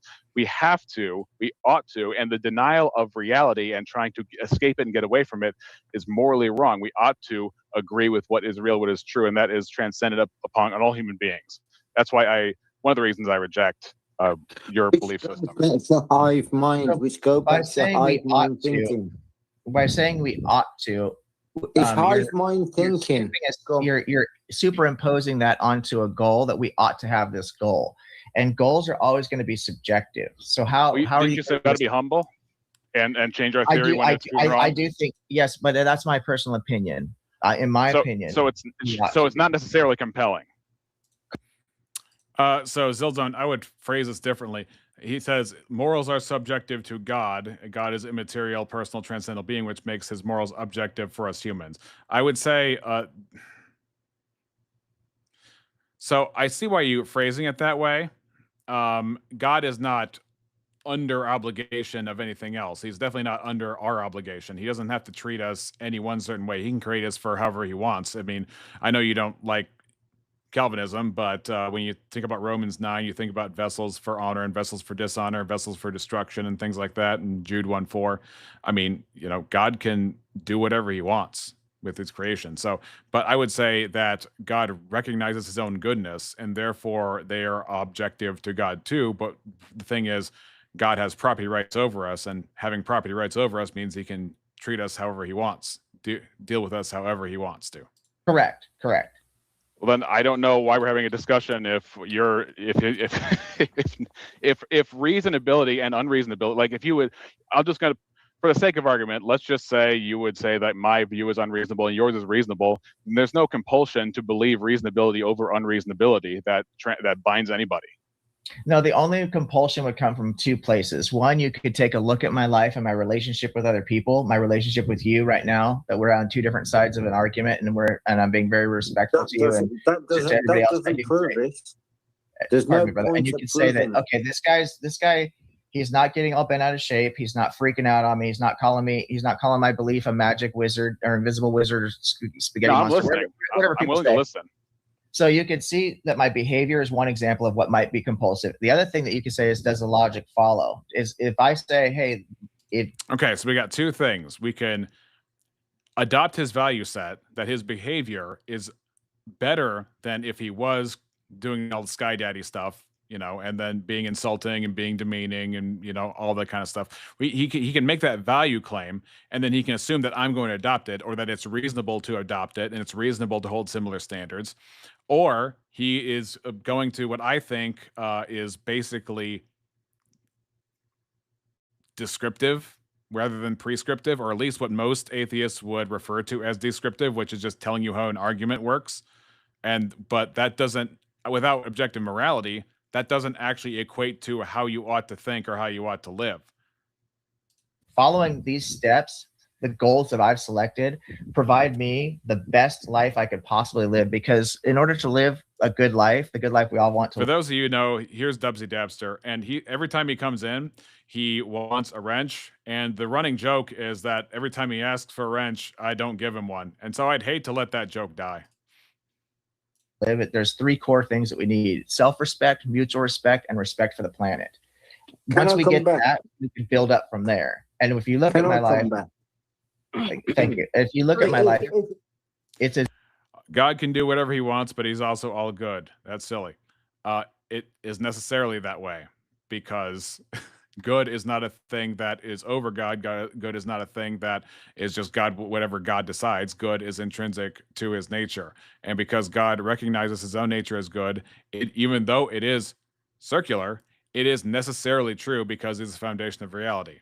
So to say that's silly, by the way, is to make a value claim about what somebody thinks, which is a reference to prescriptive law about how people ought to think. So that's another example. Good as it can possibly be that for anything that I have control of. Should God be obligated to exist? God is the necessary precondition for the existence of other things. And I mean, as far as like what goes on in eternity, I dare not say things that I cannot know or even contemplate to speak of. I don't even know what obligated to exist would even mean in that case of what is ultimate. So, I mean, it might be above my pay grade. That's subjective, then silly, stance dependent. So if the foundation of reality cannot be stance dependent, because because stance dependence is just a rhetoric trick of trying to say it's subjective without having to say it's subjective, because you can't actually say the foundation of reality is subjective. It would necessarily be objective. So what they do is they extrapolate from the minds of humans, and the minds of humans, they say, well, the thoughts of the minds of humans are stance dependent because it depends on that human. But that human any individual human is not the basis of reality unless it's Christ, who is both God and man.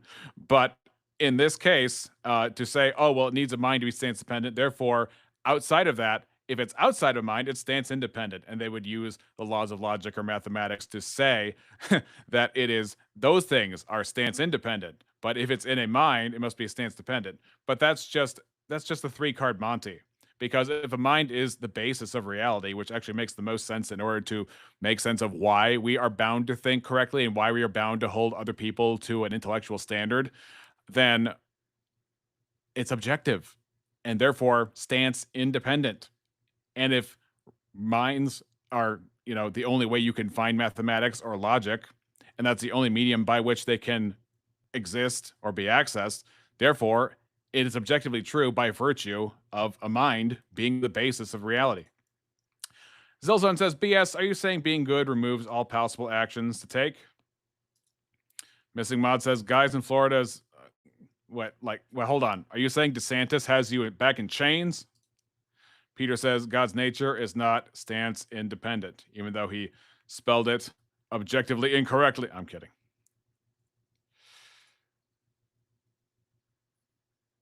What are we talking about tonight, says Grid Motorsports? Well, we're talking about because arguments compel people to believe differently or abandon wrecked positions, that is an appeal to objective morality.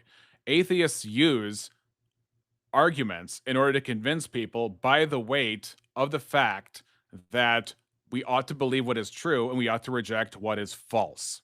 That is an ought. It is possible to be presented by what is true and reject what is true. It is possible to be presented by what is false and accept what is false.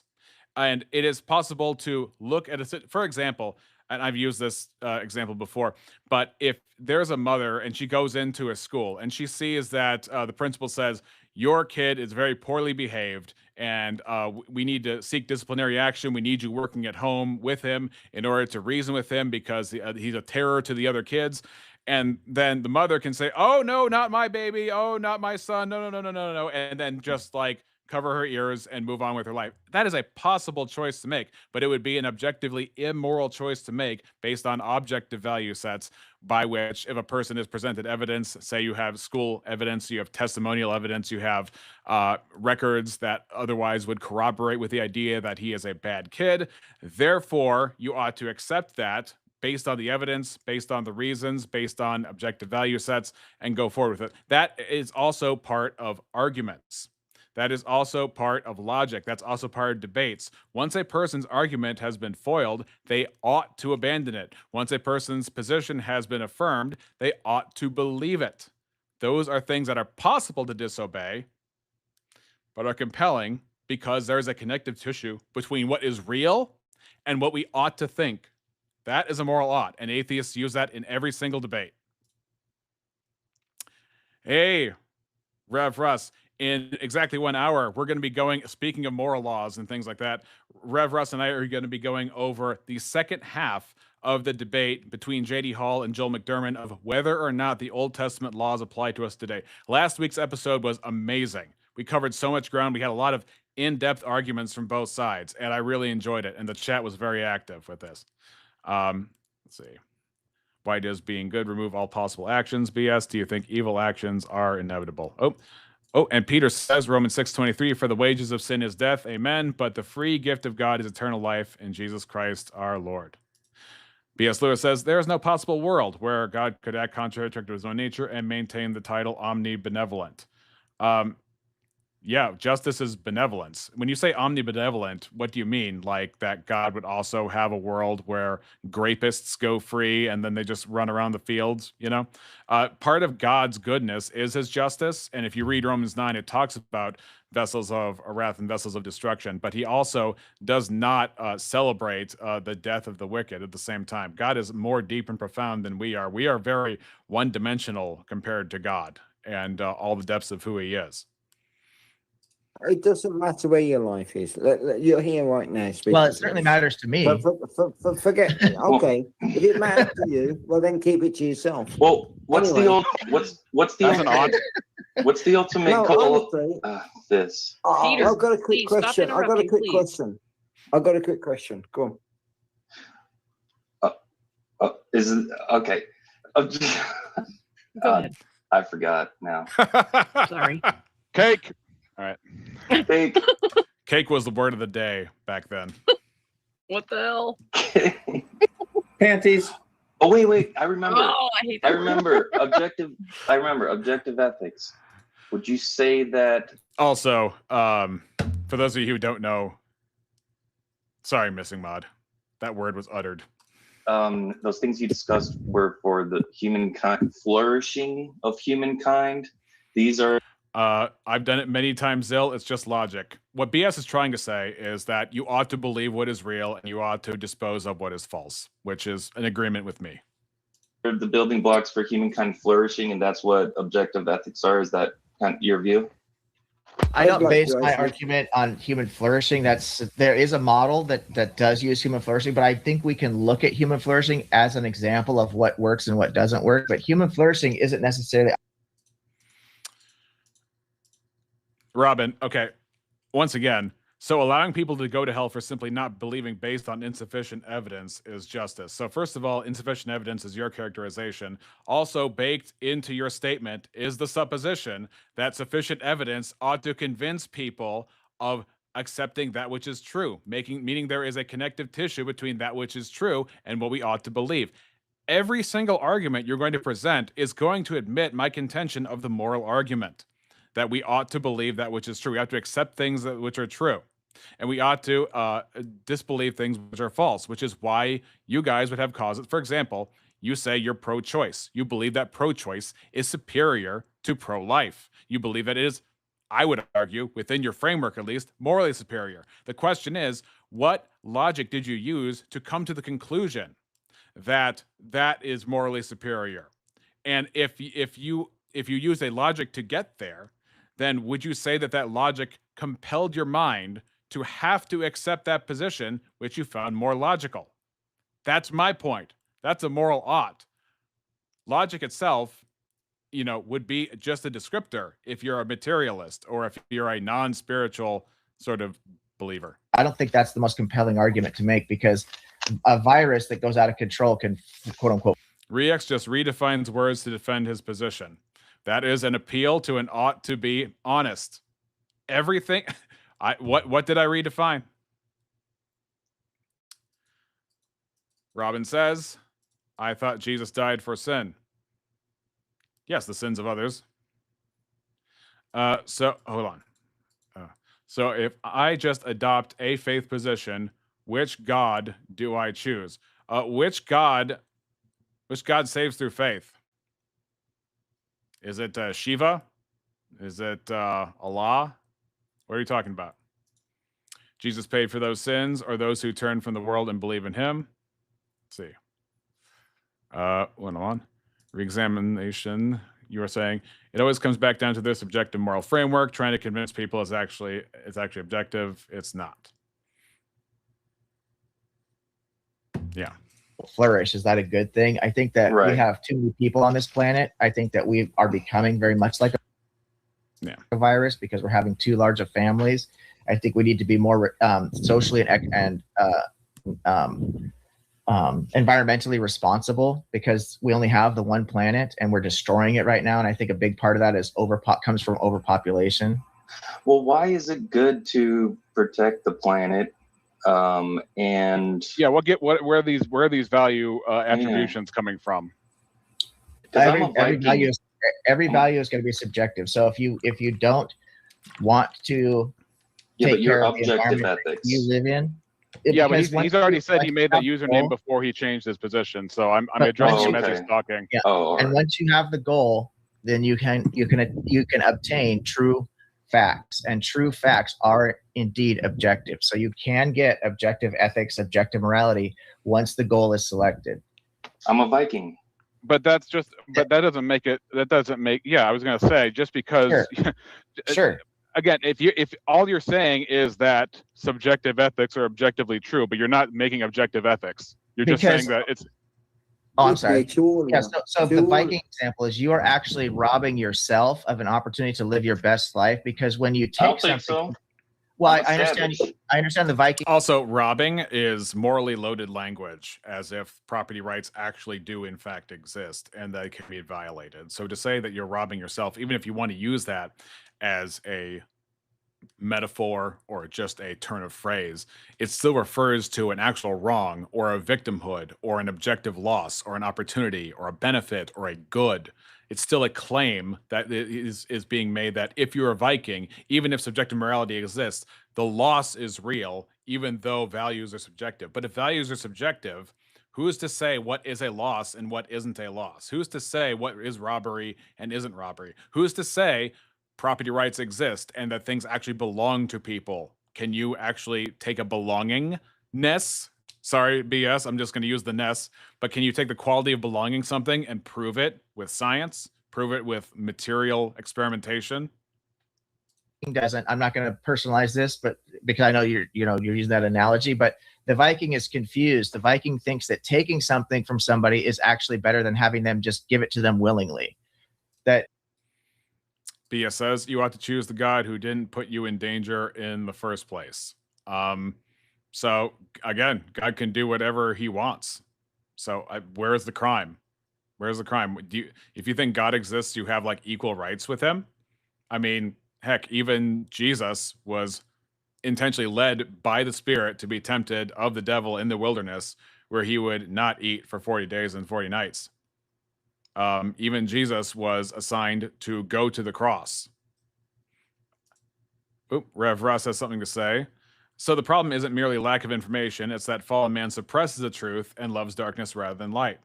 Absolutely. We are given sufficient evidence, and part of the evidence is actually within this conversation we're having, because you're opposing me thinking that what I'm saying is false, and you ought to oppose what is false. That is a moral ought. Otherwise, in atheism, there is nothing compelling you to oppose what is false, or to accept what is true, or to prize what is true, or to value what is true. True and false, at best, in atheism, are just descriptors. Instead of us There- arguing and showing each other the way, can we just ask one question? If a God can do anything he wants, then there's no objective reason to worship it. No, if God believes that you should worship him, then it automatically becomes true that you ought to worship him, because the basis of reality defines what is. So even that simple fact would be true. That doesn't, like, it's such a non sequitur to say so the God that you would worship is a God who can't do whatever he wants. A God you worship is somebody who's on your level. It's just a nonsense. And yes, Jesus died for sin. That's exactly the point. Sin is the reason man needs a savior. Christ didn't die to make unbelief irrelevant. He died to save sinners and reconcile them to God. In fact, none of us is born believing. None of us are born righteous. We are all born in our sin, in original sin. And we reject God wholesale by default when we are born. That's why faith is a gift. That's why it's a supernatural act of God, right? So, I mean, in ourselves, with our own strength, in our fallen nature, we can't believe. But the reason we can't believe is not a functional prevention, it is a moral issue with us. We refuse to believe. The can't is because the won't. It's not because the can't, it means we don't have the faculties to believe in God. We suppress the truth in unrighteousness, which is why a lot of atheists who say on one hand that we don't believe in objective ethics will also form coalitions, they'll form pacts, they will form social groups and say that something of this religion is wrong, and they will make moral appeals all the day long and all the night. But when it comes to actual debate, then they have to abandon all those things. Then they have to talk in the theories, and they have to go on these foxholes. They say there are no atheists in foxholes. Well, I mean, there are foxholes that they go into, I would say, in these debates, because they try and hide behind continuous lines of endless questions in terms of parsing things. And if you just parse things enough, you can feel like ethics aren't objective. But the question would be like, okay, then why do you do anything you do? Seeing as you could choose anything, but you have set a list of priorities. In order for you to say you use reason to set your list of priorities, you would have to make value judgments in order to prioritize which things are most important and which things ought to have your time and strength. But I don't see that. I don't see how that's possible with atheism. What is the purpose and what is the meaning of life? Go on, answer that. Aiden Linden is in the house. Long time to see. Aiden, are you married yet? Ah, Cure Games. I knew you couldn't. You're still very confused in meta ethics. No, I think you're very confused. But we've just hit an impasse. Worship means living your life. Our lifestyle should be worship. Cure says, you think you can choose your beliefs. Okay. So you just admitted that you did not use reason to come to your beliefs. And let's argue Yeah, I don't over think that. I don't think there is an objective purpose or meaning in life. We have to ascribe meaning and to it ourselves. For So if Christians, no- it's very. Oh, go ahead. No, you go ahead. For Christians, that answer is very easy. It's to share. It's to share love with others. And share. We're taking turns, Peter. Hold on. If you're right, why is there an end? If you're right, why is there an end? Go on. So answering that question is very easy for Christians. The meaning of life, I believe, is to share love with others and share in God's love with God and share God's love with others. It's very clear that love is extremely important, and so that's how Christians answer that. Yeah, and I agree with you on some of those points. I think that sharing love with others is really valuable, but that's my own personal opinion. I don't need the God part of it, but if you want to take that for yourself and it makes your life better, I'm all for it, and I wish you the best of luck with that. But Thanks, there's lots of people have different ideas about what this meaning is. So for the Christians, they have this agreed upon meaning, and they group together with that. The Muslims have an agreed upon meaning, the Hindus have an agreed upon meaning, so on and so forth. So groups can collectively say, yeah, I like that. Aiden says, not married yet, but will be in August. Please send your wedding gifts to Aiden's house. Make them as large, fragile, and obnoxious as possible. Make sure that there is no gift receipt. Make sure that they are useless and smell funny. Still confusing stance dependency with stance independency. I actually know what those mean. It's just a rhetorical trick people use to try and say that if God exists, his opinions are just opinions and they're not objective reality.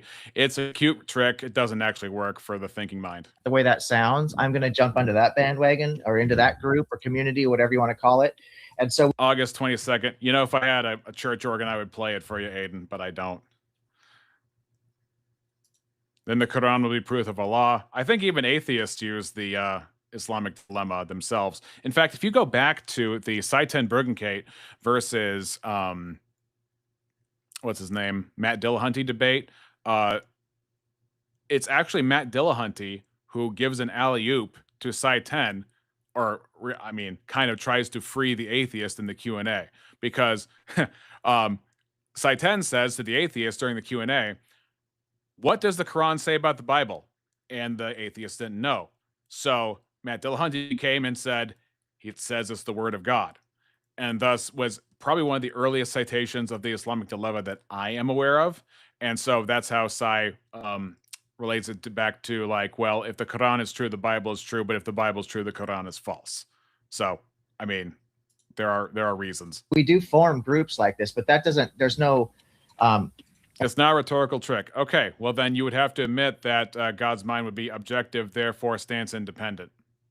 That's just how that works. Just because some textbook tells you that if it's in a mind, it stance dependent, that feels like subjectivity, but it's not actual subjectivity if the basis of reality is in mind. It just feels that way. It's not actually true. Even if you wanted to say that, and if the basis of reality were a mind, you would still call that stance dependent and be all encompassing of everything, including logic and math. Then nothing would be stance independent. You have nullified stance independence, and it's over. Necessary truth obtainment in that claim, because it doesn't mean that it's objectively true. It just means that it makes you feel good, and the people who are like-minded with you, it makes them feel good as well. And I've got no problem with that. So I'm not an anti-theist, but it just doesn't resonate with me that Grid says, I use reason to arrive at my faith. Robin, why are you here? Are you trying to sell atheism? Grid, just so you know, there are a lot of atheists that I know and come across. If you're a Christian, even if you're a Christian who spends most of his time criticizing ridiculous ideas that have popularized themselves in so-called Christian America and religious America, atheists will still come around and they will still want to debate. I have found out. I go on Missing Mods channel from time to time, and I go on the panels, and we'll be talking about something else, and then eventually it comes down to, you know, so re-examination, God not real, fight me, and it's like, okay, gosh, you know, can't we just talk about the other stuff? The loving each other part, absolutely, because I understand that necessarily for me to live my best life, I need to love you and everyone on this panel. I need to love myself also. It's a necessary precondition for me to get what I want, which is to live my best life. Oh, sorry. But to say best, isn't that a value judgment for everybody? I mean, outside of goals, you also want people. Let me ask you this: if people all agreed with you, Existing requires being subject to time. Okay. Is math subject to time? Does that mean math ages? I don't know what you mean by that. would that maximize the potential for best lives as opposed to if people disagreed with your ethical system? I believe it would, yes. All right, everybody pay attention to this part. This is extremely important. Check this out. If people all agreed with you, would that maximize the potential for best lives as opposed to if people disagreed with your ethical system? I believe it would, yes. So then that would be an objective way things ought to be that predates you. Yes. Where's the lie? Tell me that I'm wrong. Did everybody catch that? That's an objective value set.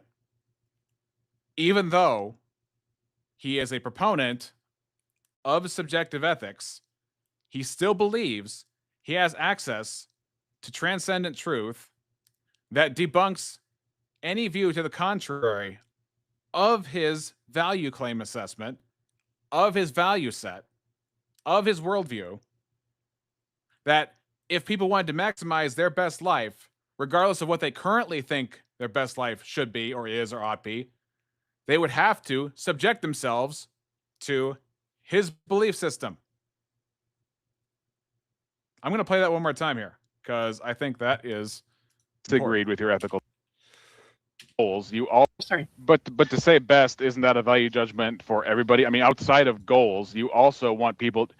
Let me ask you this: if people all agreed with you, would that maximize the potential for best lives as opposed to if people disagreed with your ethical system? I believe it would, yes. So then that would be an objective way things ought to be that predates you. Yes. And that would be true. There would be truth value independent of at least contingent minds, right? Collective hive mind. It is, well, yes, I think that's a fair way to put it. I don't want to get out over my skis on that. I need to, and it is, I'll be honest with you, I'm not even into my first cup of coffee, so I'm trying to follow this here. So independent of mine. So the thing is that I characterize them as contingent, but you already know why I'm saying that. So yeah, I think that, so if there's no human beings on the planet, there's no discussion about morality because it's a specific conversation about what people ought or ought not do. However, does that mean that the true facts don't hold up independently? No. You see what I'm saying? Yeah, but here's why now this is the part of the conversation when I'm pretty much locked in, so I might have less comments here. here's where I think there's a bit of a shuffle here going on. I'm not saying you're being disingenuous. I'm just saying that I think there's a logical leap between, because we're describing true facts, and those true facts, we happen to just circumstantially value the outcomes of the equation here, then therefore that's objective ethics outside of God. And I don't see that, because there has to be a conscious mind giving priority to one thing and one outcome over another to say which actions are the right and which actions are the wrong course of action. Even if you say, well, these are all just preferences, you just admitted that by your own ethic, you believe that if everybody adopted your ethical system, it would help to more likely maximize the best life for everybody. Yes, that's true. I do believe that's true. It stands independent because it's based on reason. When you step back from the situation, say what is the way for everyone to accomplish their ultimate desire. However, people don't hold that goal. Everybody doesn't really understand how to obtain what, like the one brother said, oh, I don't want to live my best life. Robin Webster brings up an important point. I don't assume that people are more moral based on atheism or theism, so I don't seek to sell atheism. It is true that people are not more moral based on whether they're atheist or theist. There are plenty of theists that have no moral compass. They have seared their conscience.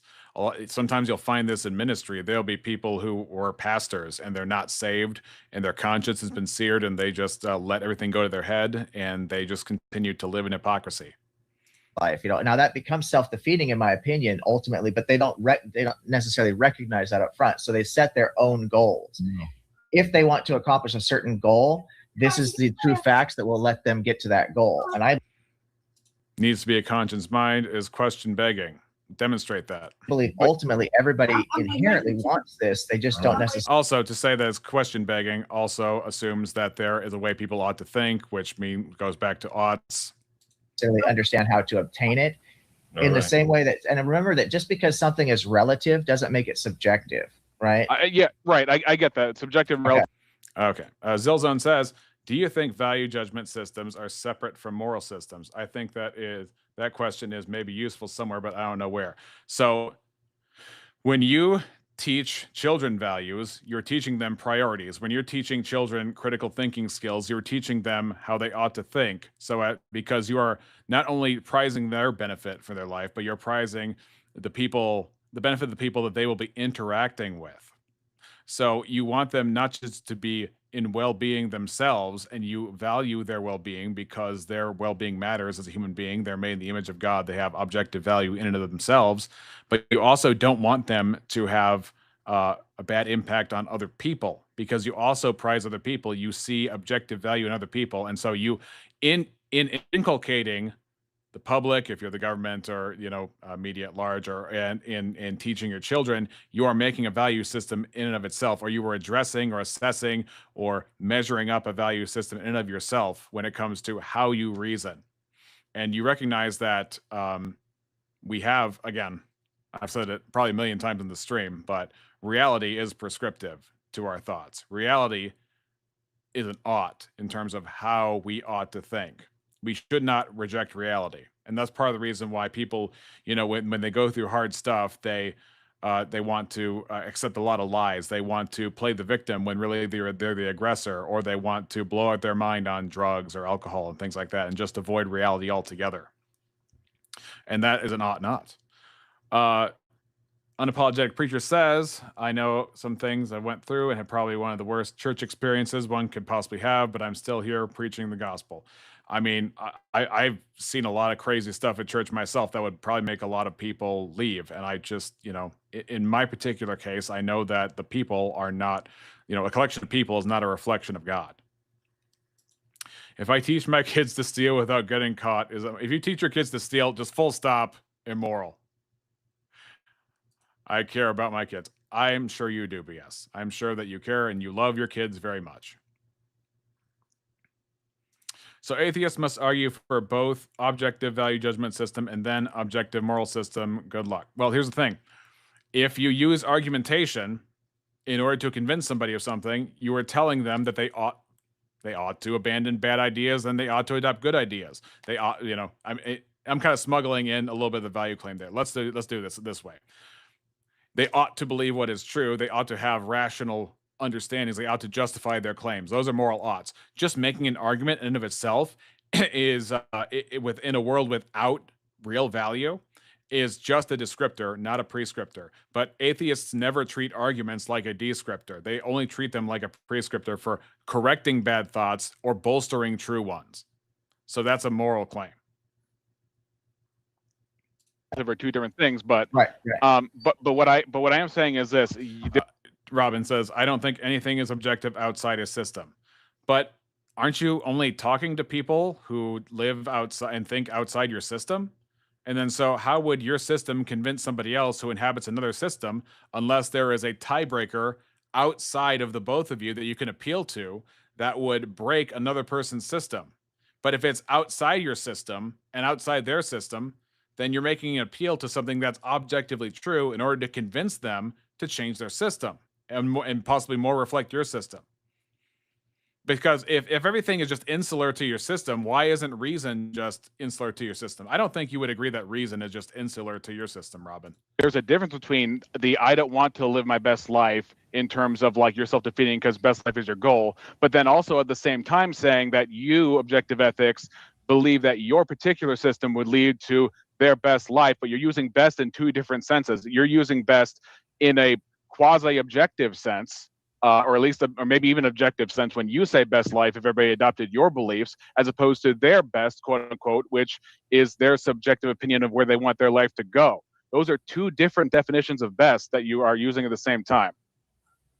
Yeah, that's fair. That's fair pushback. And I'm trying to, because best isn't the way that I should frame it, because best is going to be a value judgment, right? Yes, exactly. So that's probably not the best, the quote unquote, the best way for me to frame that. Right. See how But it is? I can't get away from it. I can't get out of my own way there. But it does I agree. ultimately, like I said, But- there are. I agree. It cannot be gotten away from. And that's where objective ethics is a smart guy. I have no disrespect towards objective ethics, but if you catch what happened there, he was using best to describe an individual's well-being versus best in terms of humanity's well-being. And if you're describing best in terms of humanity's well-being, you have made an objective diagnosis of the purpose and the ultimate good of mankind as a whole. But when you say, what you can't do is smuggle from the particular individual and say that each person can decide what's best for them, and it is just as valid as any other person deciding what's best for them, and at the same time adopt the idea that all of humanity has an objective best by which they ought to optimize. Those two ideas are in conflict. True facts that obtain to the goal, to any selected goal. So the Right. I'm key saying is that's not the relevant part. I'm saying that's so not the how do we relevant get part. people to select? I also, even if I don't contend with evolution in this moment, I would like to say that my attestation that reality is prescriptive is affirmed by this statement, because she says she holds a belief on the mountains of evidence that supports evolution, meaning that reality is prescriptive. Evidence ought to persuade us. Otherwise, there is no compulsion of what is true or what is false changing our minds unless there is a quality about what is real that necessitates that change of the mind. The same goal. That's the key, right? So how do I get? Well, again, if you're going to use logic, and logic is persuasive, the persuasion part would be the fact that there is a moral ought to do what you know is right. There's a moral ought to think correctly. There is a moral ought to accept that which is real. That's the objective ethic, and that can only come from an actual mind that is personal and relational. Personal being God, relational being God who made us in our image. Stop it. We don't need you preaching. Just stick to the facts, sir. And I'm curious as how you made The that facts leap. being what you already believe, right? How did you make that You don't leap? believe it yourself. Yeah, how did you make You that need to leap confirm from there's a moral ought to we need a mind to ground that? That doesn't follow. You've got- Because otherwise, how are you mapping value judgments without a mind? You're not talking about a mind. You're talking about an objective mind, independent of humans, to decide all this. That's the claim you're making. Correct. Because if you're going to Cognitive say things there. like best in an objective, well, because otherwise, how are you going to assign priorities and purpose and what best is, regardless of subjective thought? Based on the true facts. That again, that's not relevant because 82 being the number for lead is a true fact, but that's not prescriptive to anybody other than the fact that you ought to believe it because it's true. But again, you're asserting that there needs to be an independent party to all this when the true Now, notice that his objection, once again, comes from the idea that if my worldview is wrong, I have to displace it. And he's using reason to say that here's the reasons why your worldview is wrong. Because of these reasons, this ought to cause you to change your mind. Robin, Unapologetic Preacher says, Christ has always been my source of peace. Amen. The pain was caused by people, not by God. If anything, it strengthened my faith in Christ and deepened my sympathy towards my fellow man. And you know, God sends pains and trials in our lives. C.S. Lewis has a poem called As the Ruin Falls. And there's a line in there that says, the pains you give me are more precious than all other gains. Cure Game says, oh yeah, it's question begging since the mind being necessary is the conclusion we need to get, not one of the premises. Also, correct thinking is a stance to.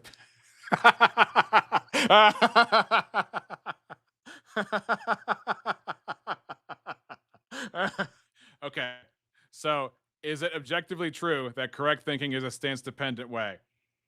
So if it's stance dependent, does it mean it's subjective? Or if something can be stance dependent and objective, then there is no such thing as stance independent anymore. It's just ridiculous. Zilzone says, this is why I mentioned that I think a moral system that is subjective to God is still objective for humans, because subjectiveness versus objectiveness only comes to comfort. Yeah, I wouldn't use subjective for God, because God is the truth and is therefore objectivity. Subject to God, yeah, I think that leads to, verbally, it just leads to wrong conclusions, I think.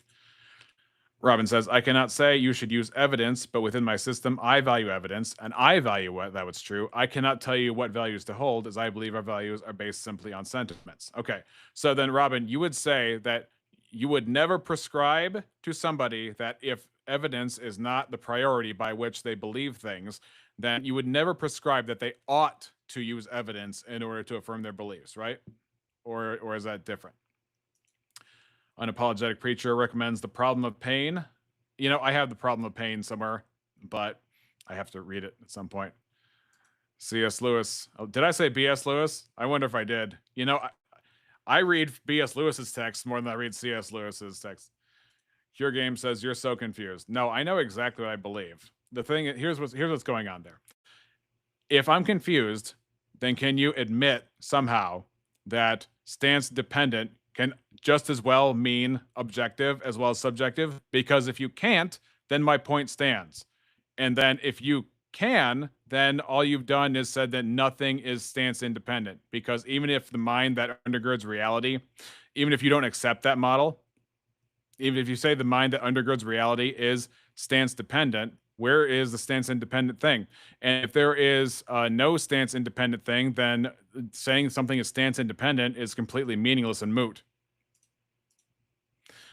Peter says we conclude it's necessary because transcendental logical laws are conceptual and concepts are immaterial and reside in a mind. Right. There is no other capacitor for concepts than a mind, and concepts exist, including mathematics and logic. Yep, y'all are grounded in all kinds of ways. Facts are, if I want to live my best life and I believe this is the true facts of how I can get there, and I believe that applies to you. B.S. Lewis says, remember when C.S. said animals don't feel pain in The Problem of Pain? Hey, looks like humans can be wrong. Looks like he ought to have changed his mind with reason. Asserting that there needs to be an independent party to all this, when the true facts are, if I want to live my best life and I believe this is the true facts of how I And there's the meme. There's the meme. can get there, and I believe that applies to you and me both. That simply is grounded in reality itself. There's no need to then add to that and say, well, reality is grounded in God. That's an extra step that we're not taking.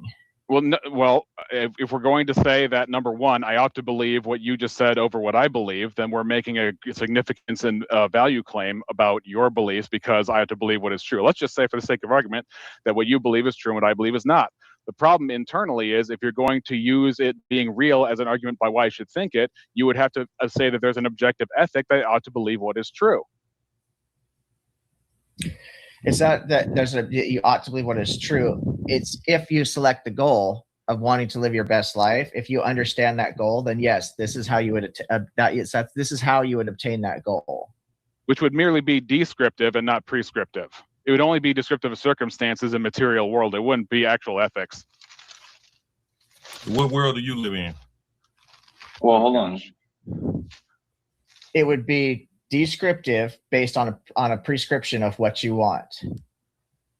Whether or not you prescribe that to yourself, then you can come up with a prescriptive way of obtaining what you've subscribed to yourself, your goal. It's because the goal is always objective. So then there's nothing about the actual scientific method or argumentation that ought have people convinced of what's going on. It's just a description of things that happen, and we can and choosing to ignore it or disbelieve it or bury it is morally equivalent to choosing to accept it. It becomes self-defeating to the goal itself.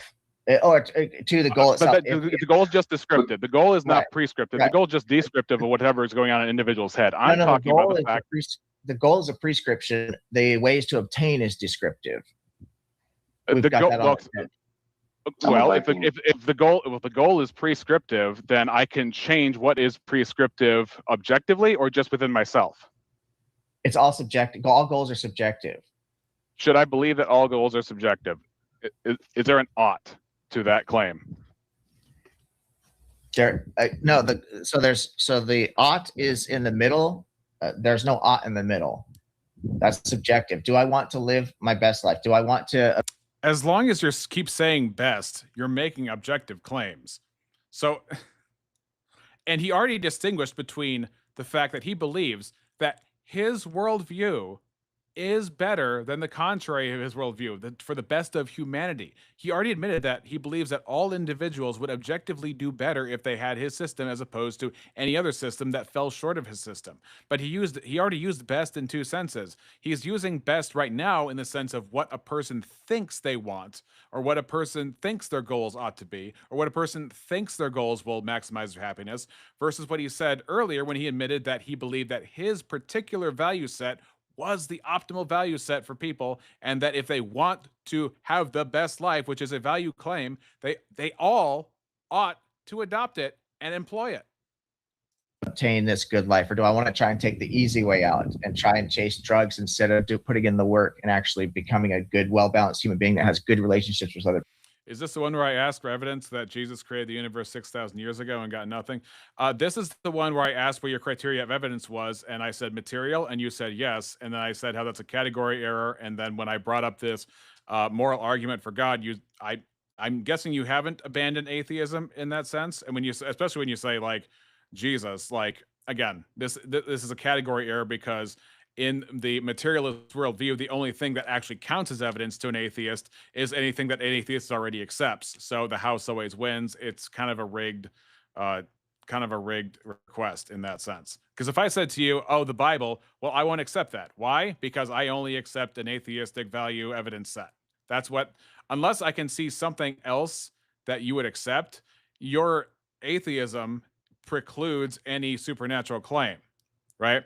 Including even personal claims when it comes to like, oh, I mean, for example, we've been going back and forth about whether or not people ought to listen to reason, whether or not people ought change their mind about these sorts of things. I focused on the one with the objective ethics part because I thought that was the most interesting part of this. I didn't think the other parts were quite as interesting.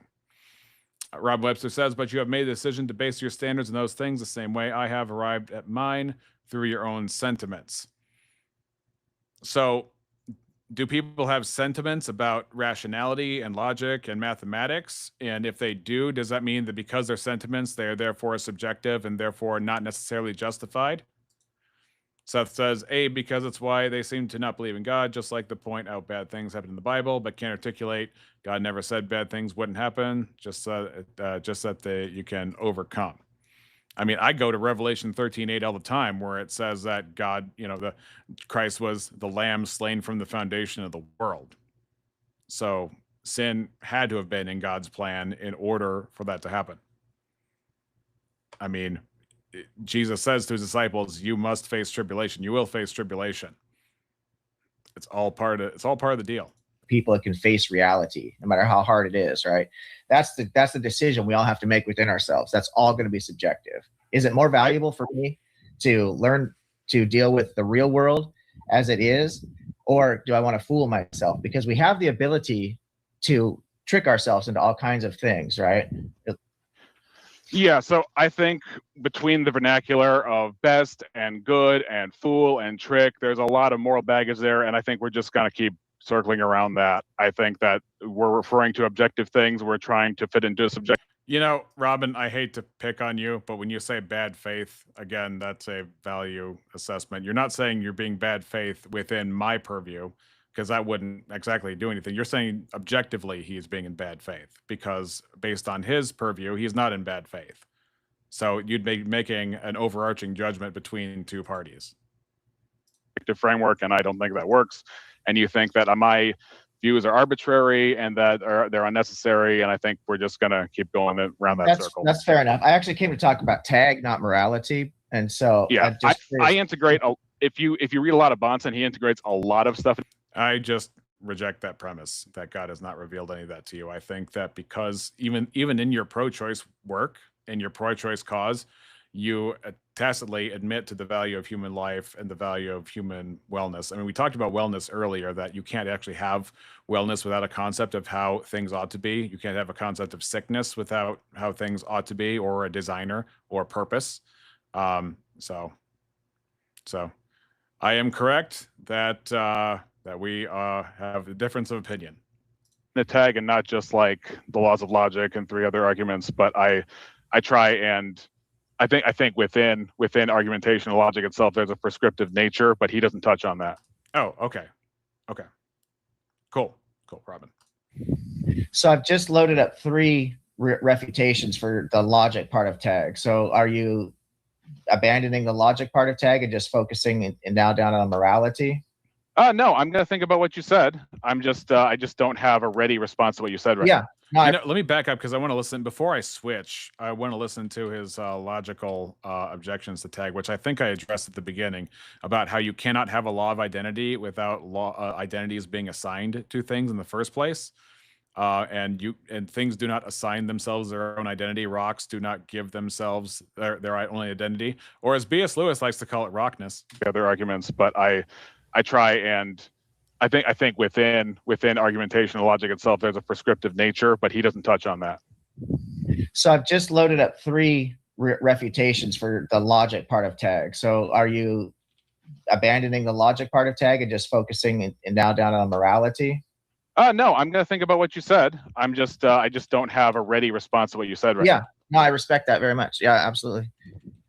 Well, was really nice talking with you. I appreciate having intellectually honest conversations with people who don't take these things personally, because I'm not, like I said, I'm not here to shit on the religious people. That's not my goal in life. But No, if I could shake your hand, I'd do it right now, but I can't. oh, absolutely. I appreciate you very much for that. And Maud, it's so nice to see you, sister. I saw Robin in the chat. Good to see her as well. Love you guys, and I hope everyone's Thank you. doing really well today. And I'll get out of here. And I took up a lot of time, and I thank you very much, everyone, for your patience. Thank Nice you. talking to you, dude. And so that was my favorite part of that debate. Then there was this other exchange. Let's see if I can get to that. This was after we together on Missing Mods channel reviewed one of my, or maybe even 2 of my debates with Andrew Wilson. And so I'm going to skip over to that real quick because it was similar, but with different people. Isn't it closer to say that men granted women rights as opposed, well, you're not going to agree with this, but to say that women or men granted women rights as opposed to God granted humans rights, or men. God grants humans rights. Yeah. As an atheist, I would say the statement that Andrew made about men granting rights is closer to the truth than that. I get that, which makes it bizarre in my. I'm laughing at BS's comment. Like when we're talking about the right to vote for women, it was a group of women who each individually, subjectively came to the conclusion that they should have the right to vote, right? And then because they became such a big group, then the society tipped at a certain point and the law granted them the right to vote. But it started all within the mind of women. It started in the mind. I don't think that's historically correct. No. Okay. I don't either. Tell me then. Well, I think historically in this country. Well, I'm saying the United States. I know. Yes, I know, in the I U.S., know, it started with women. I know. But historically in this country, there were more much against suffragists and suffragettes. Yeah, but it took decades. The votes. Here They needed the Real quick, BS, are you also a mod orbiter? votes, right? For Is that that why they did it? Because the Suffrage numbers is kept the word I'm growing looking and for. growing Sorry, until. let me Go finish. So there were more. Any thoughts on equal? Definitely equal in value, but not the same in purpose. Certainly equal in value, but more women against suffrage when they were granted than for suffrage. And in fact, as I'm saying, my argument was that as my stance is right now, I'm not persuaded that it ought only be property owners because as far as voting, but I didn't intend to get on voting in this, but this actually goes more theistic later on, and especially goes to the argument I was using before. Look, men were only granted suffrage by dint of being citizens, like maybe 40 years before that. Yeah, the 14th Amendment, probably, right? Right. In this country, I'm talking about. I don't know okay. American facts of it, but it was late 1800s when men were finally granted full suffrage, and after that, then of course the First World War happened, and after that, then women were granted suffrage. So I think it's a matter of it was pragmatic, right? That not just women were saying, we want the vote, although in a lesser number. But I think I missed because it. there were less men around, that number, or the representation of that number, was larger. And I think the men that were left wanted equal participation in the society, recognizing the extra labor that women had put into the society. Right, but I don't previously done. I don't think it has to be the majority to symbolize where it started, right? No, Right. absolutely. Because gay marriage wasn't the majority when that became the law of the land. That was the Supreme Court, and at the time, I think it was like 30% national support, and now it's at least 60. Yeah, like in this country, it was the suffragettes that actually made the difference, right? That brought it to the attention of the public. Oh, certainty exists is in the chat. Oh man, if only you were here earlier. But we're going over the moral argument from the existence of moral oughts on how you ought to think when presented with arguments and reason. Ask an atheist what their observational and experiential evidence is in claiming that 2 + 2 is 4. Hey, atheist, what is your experience of 2 + 2 equaling 4? Does it only equal 4 in your mind every time? Public, that this was something which had to be considered. I'm going and to that skip ahead to women the were being- fight. Is at the basis of the force. The force That's is what a I'm saying. communication. Yeah, the force is a communication of the underlying ideals that a society has established their order on top of. Right, because there's people out there that don't give a shit about the ideas. Indeed, so you gotta yeah, have force. indeed. Oh no, there's no doubt that you have to have a police force, right? Nobody's doubting that. In fact, you have to make a value claim before Okay, establishing a police force or a military. yeah, we had rights before we had police. Right. I mean, for hundreds of years, like we had rights from Runnymede onwards. It's People like had rights from Runnymede, and there was no police force. police don't protect me so much as they Robin says, if God had revealed himself, I'd have no choice but to believe. I could always choose to worship that God or not. Well, you're choosing not to worship that God, I would say. And I do think you have sufficient evidence based on your conscience and based on the purpose in creation, which is how you can tell what healthy is and not. Aiden Linden says, BS. protect the ideas that protect me because they go after people who break those ideas. Right. They are making a value claim. So 2 + 2 is 4 is only a basis in a base 10 system. I love when people use that example for objective knowledge. Is it objectively true that 2 + 2 is 4 only in a base 10 system? Between the people that are trying to attack you or assail you. And Bye, Robin. It's been fun. As we have said, you get the bell. then you and yourself, and they recognize you as someone who has rights. They recognize those who are attacking you as somebody who's violating said rights, and therefore their duty kicks in to defend those rights. For those of you who don't know, I had a debate with Andrew Wilson on force doctrine, which claims that there are no rights, just force. And I contended with that because I believe that force exists, and that is an apt descriptor of what happens to people when they want to take over or they want to establish new laws. But that doesn't mean that, nor does it follow that rights don't exist from that. And it doesn't follow that rights don't exist if they are not recognized by your local civil law. That doesn't comport either. You can have rights being violated.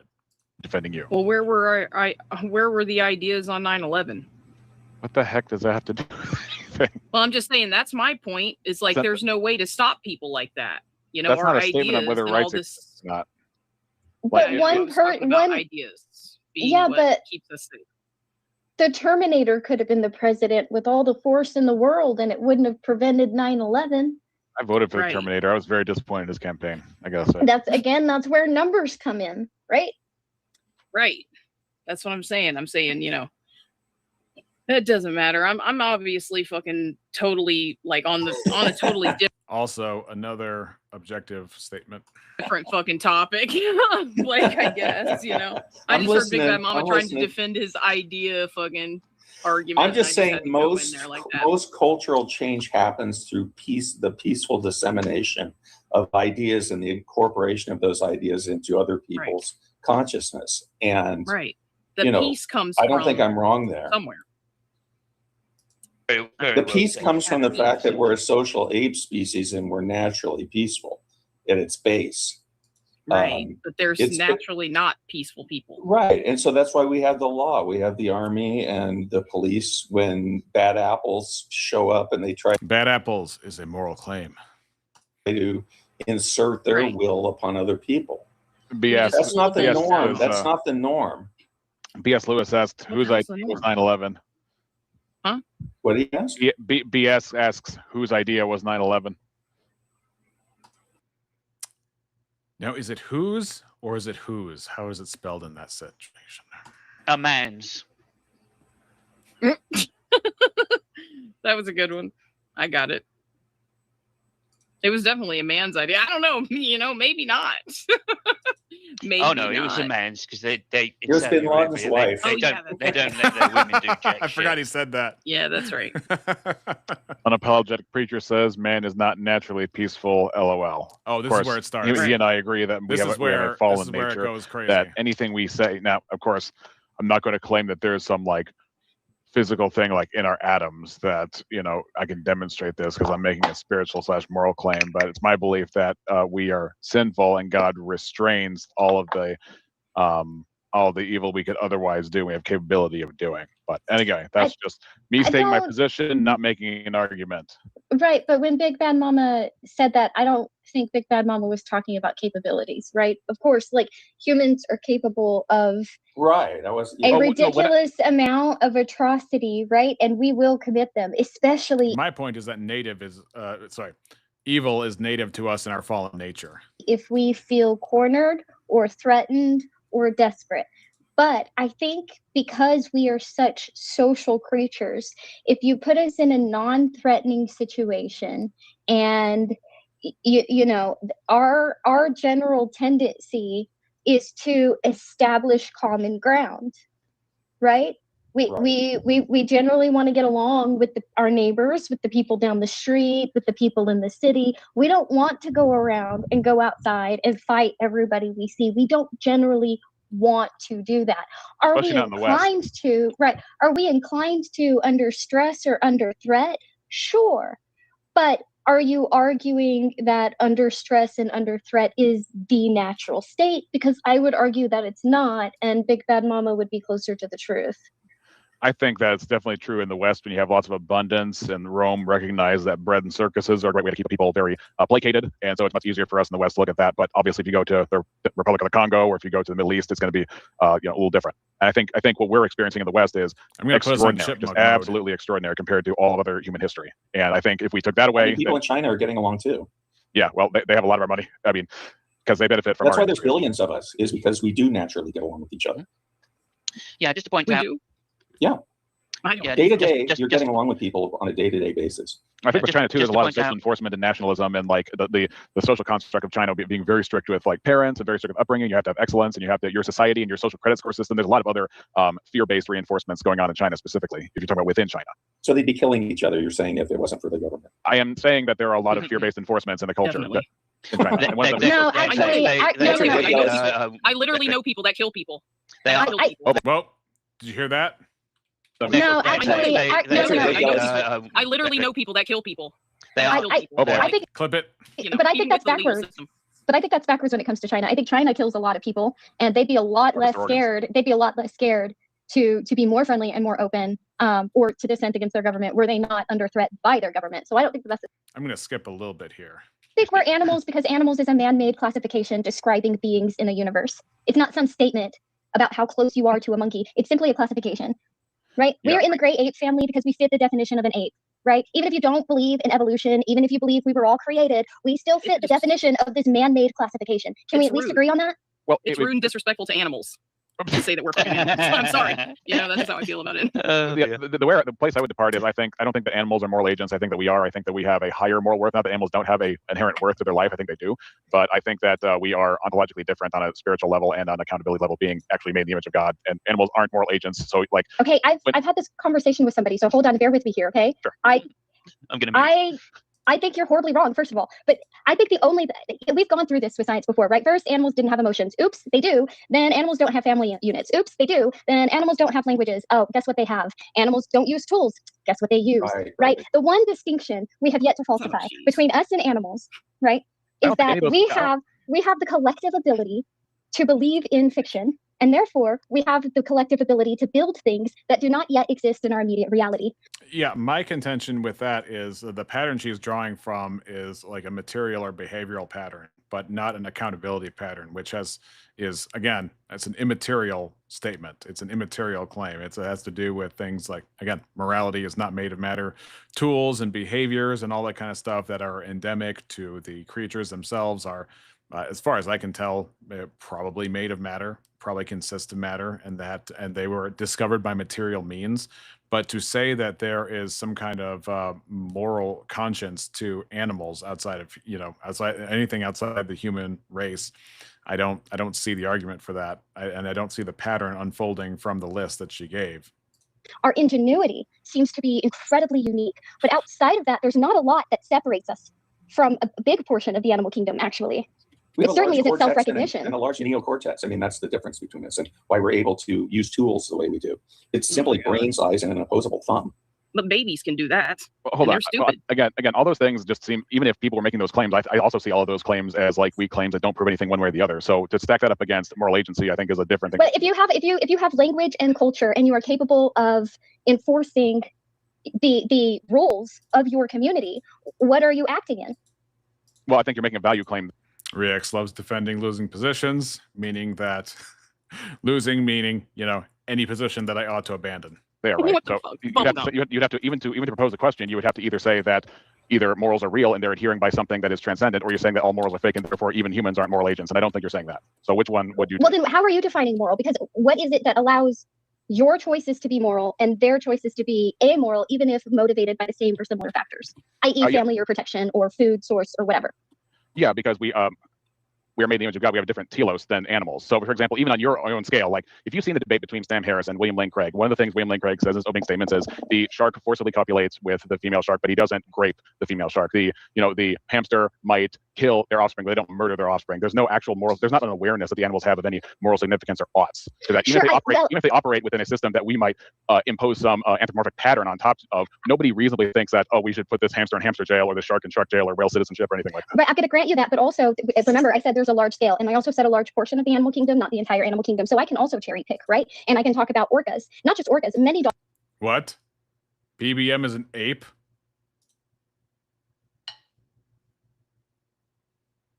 Since when? That's amazing. I had no idea I was talking to an ape this whole time. BBM, why have you held this back from me? Dolphins and whales, who, by the way, form alliances that are incredibly similar to game wars. You guys should look it up. It's hilarious, kind of. But anyway, it's also brutal. They really do. Like, certain whales and certain dolphins are friends, and they'll team up against other types of whales. It's crazy. Anyway, they have their own languages. They have their own culture. They have their own rules. They enforce behavior. They mourn their dead incredibly hard. They recognize themselves and others. They are conscious of looking at their own reflection and using it to self-groom, much like elephants, right? But again, the difference seems to be we are incredibly ingenuitive, and we have this ability to play with things that are not in our immediate reality in a way that they don't. And if that is the separation you speak of, great. But if not, what else is it? Well, again, morality would have to do with ontology rather than just mere capability anyway. So if you have a spiritual nature as well as a physical nature and you're made in the image of God, that would explain why we have moral oughts that exist in the first place. Otherwise, you couldn't even talk about how Andrew's wrong, Andrew's disingenuous, Andrew's being deceptive, all this kind of stuff in a morally significant way, because otherwise then we're just making descriptor claims and we're not having an outrage about anything. And I think I'm going to pause it there. I'd like to actually do a sequel to this episode covering this particular iteration of the moral argument from argumentation, reason, the prescriptive nature of reality. I also want to link the upcoming Rex and Rev episode that's coming up at 8:15 Central, 9:15 Eastern, because we're going to be covering, when it comes to what laws we are bound to and what not, we're going to be covering whether or not we ought to obey Old Testament civil law, and we are not under that as non-Israelites in the new covenant anymore. So, and then we can go over the exact reasons why, and that debate. Looking forward to that. So, about 15 minutes or so, we're going to be going there. I have dropped the link in the chat for y'all. I think it's been a great episode. I love the back and forth. I love the interaction. I actually expected. Oh gosh, what was his name? The gaming guy. Him and I have had back and forth, especially there was a certain Discord we had this back and forth with already, and he just thinks that if a textbook says it, there are no errors in textbooks. Okay. Cure Games says optimal per same goal as he explicated, which is irrelevant to whether or not it is right. And the fact that Objective Ethics recognized that I pointed out that he believes his own system is superior to other systems, that goes back to an objective claim of what is best in the first place. So, ladies and gentlemen, it is at the top of the hour. I am going to drop. Can we rewind to the Peter crash out? That was pretty epic. Yes, I gotta say that was pretty epic. But that is not the point of today's thing. I don't think there's a whole lot to learn from Peter's crash out. I think it was highly entertaining, but not particularly substantive. Ladies and gentlemen, thank you so much for being here with me in this. You can hit me up at reexaminationshow@gmail.com if you want to give me a long list of things that you don't like about this episode or things that you do appreciate about this episode. If you want to send any questions in, it's in the link tree on the description of this webpage. See you guys in 15 minutes for tonight's episode of Rex and Rev. Good night. And yeah, oh gosh. They changed the format of Riverside. I can't even I can't even do a proper outro anymore. But yeah,